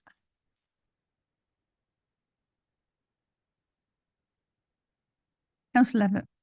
This is a difficult one because the report itself says in 4.3.8, 4.3.15 and other places, proposed development does not comply to any of the exceptions to appropriate development as MPFF 145 and 155. Councillor Jarvis has already mentioned that the one about do not exist, very special circumstances do not exist unless harm is clearly outweighs the benefits. There's an argument in there that the stables would generate more traffic. Well, you don't know that because it's not being used as the stables, and that's a bit of a conjecture. I would argue on that one. It's an unlock. I do note, though, however, that this is a temporary permission, if I'm reading it right, for the situation to be monitored. And reluctantly, very reluctantly, under those circumstances, I agree we approve this, but only because it's a temporary one. If this had come as a permanent one, I would have gone dead against it straight away. But as it's there to be monitored. Any Any other comments?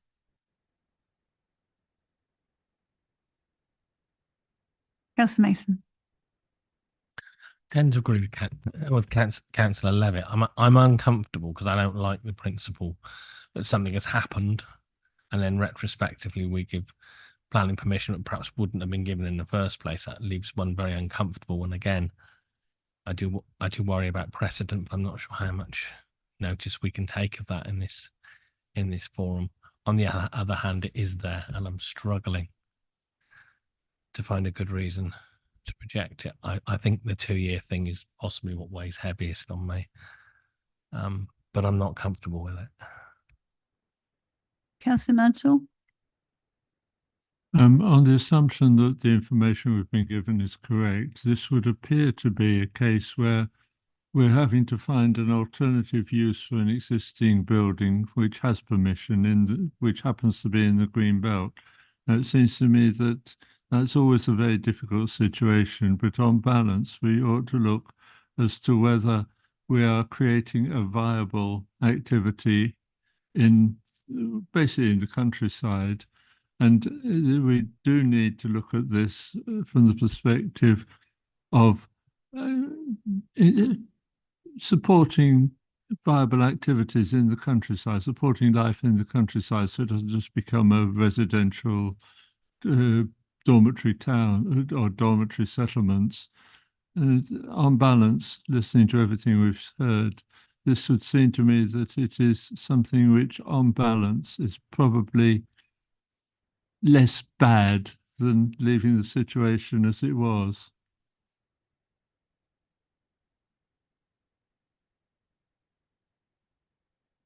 Thank you, Chair. I'm looking at the MPPF and with regards to the green belt, and I think the test has changed from, it used to be very exceptional circumstances, but now it's been watered down to exceptional circumstances. But I would like the planning officer to just clarify if there has been an amendment with the test. If it's exceptional circumstances, but looking at the MPPF here, it's got exceptional circumstances. I'm not seeing very. What paragraph are you looking at? At the MPPF.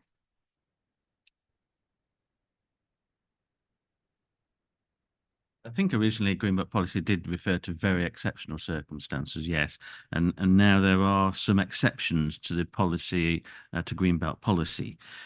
Now, in this instance, if the buildings had been used for livery after they'd been built, we wouldn't have to be looking at very special circumstances, because the use may well have complied with a specified exception in the Green Belt, and that is the reuse of buildings that are of a permanent construction in the Green Belt is an exception to that Green Belt policy of inappropriateness.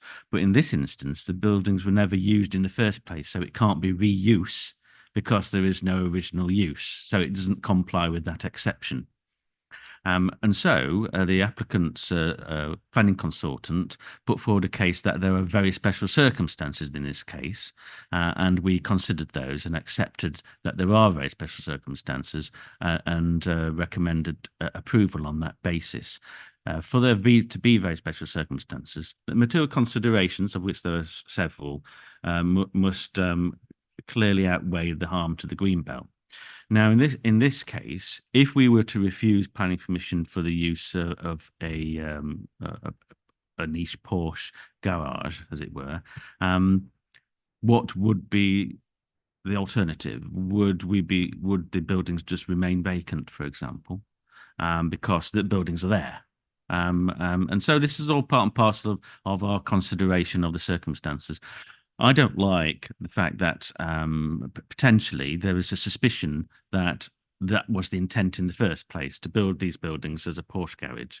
But the applicant explained the particular personal circumstances that arose with the separation of his parents, and they had an intent themselves to create a livery business, but circumstances conspired against that proposal, and therefore In this particular case, we've accepted that there are very special circumstances that clearly outweigh the harm to the greenbelt by reason of inappropriateness.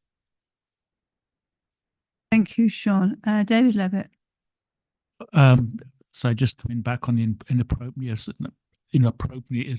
not.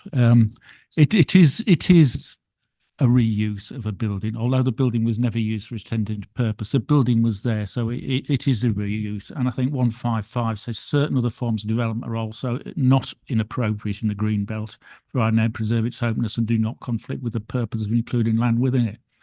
There's mineral extraction, it's obviously not. B is engineering purposes. Servicing cars to me is an engineering purpose. D is the reuse of buildings, provided the buildings are of permanent, substantial construction. They obviously are, and they're of good quality. So we're all that with the argument and the changes. I think it's a difficult one, and it's a toss of a coin one really. But I think overall, taken into account, again, going back to the thing, this is permanent and to be monitored, and there is enforcement action proposed to put certain things right in there. And again, that's why I'm still going to say I'm going to support it, Chair. Kerry? Yes, following on from what Sean said, just for clarification, I've just looked properly at the MPPF and the test still is very special circumstances. Just for my understanding, what is as Councillor Levitt has gone through the criteria, what is this application hinging on as the exception? I know there's a list of them at paragraph 154.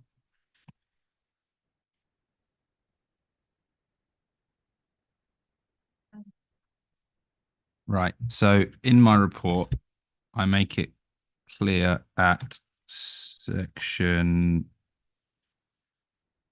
4.3.15 that this development, this use, does not comply with any of the exceptions to inappropriate development. So all of those things listed in 154 and 155, which are not inappropriate, it doesn't comply with any of them. So it's inappropriate development by definition. And I've also found conflict one of the purposes. But in the MPPF, when you have inappropriate development, if very special circumstances can be demonstrated that clearly outweigh the harm to the greenbelt by reason of inappropriateness, that can dictate that a development is acceptable in the greenbelt. So it doesn't meet any of the criteria, but on the round, considering very special circumstances, the recommendation is that it clearly outweighs that harm.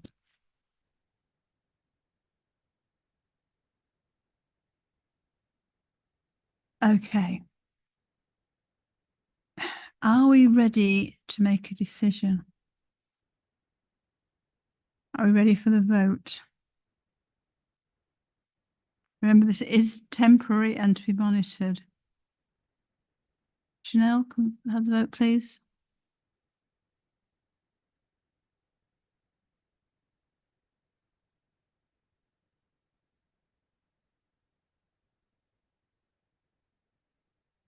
Chair, that motion is carried. Thank you.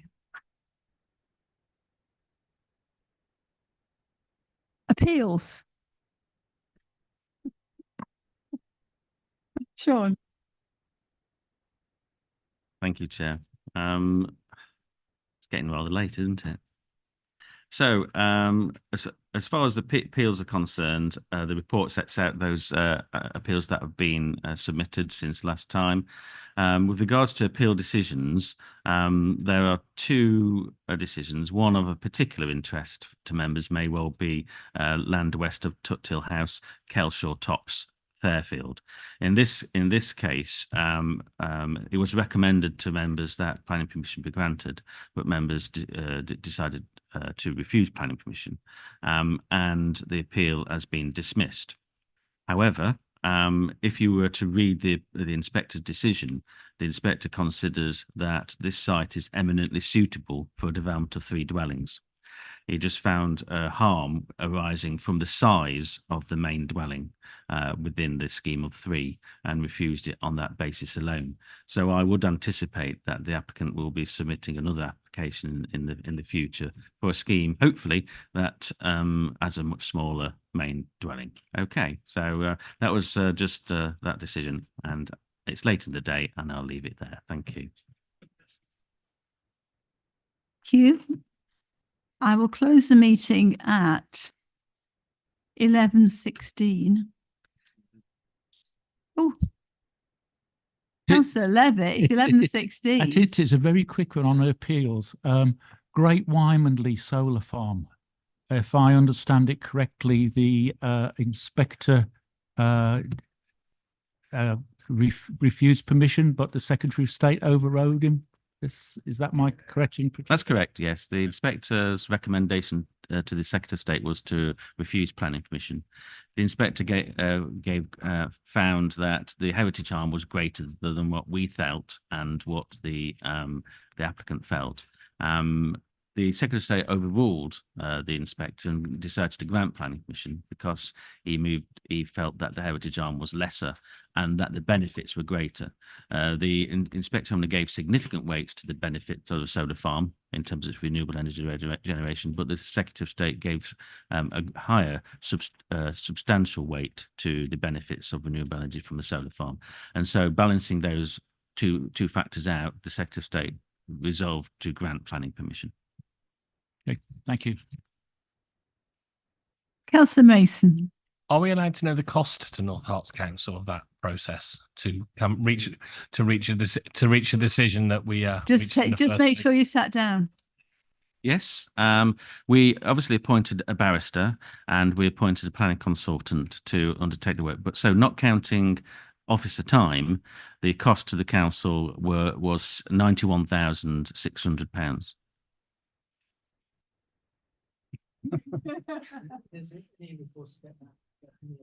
No. Everybody Yes, is responsible for their own costs unless there's been unreasonable behaviour, and that needs to be presented. It was a calling, so it wasn't an appeal. It was called in by the Secretary of State, and then resolved after obviously considering it, overruled the inspector and decided to grant planning permission at the end of the day, a year and a half later or so. So we have got some other solar farm applications which will be coming forward before Planning Control Committee in the not too distant future. And so we will be referring to that Secretary of State decision and considering that in the round. Okay. Thank you. It is now 23:18. Our next meeting is on the 11th of April.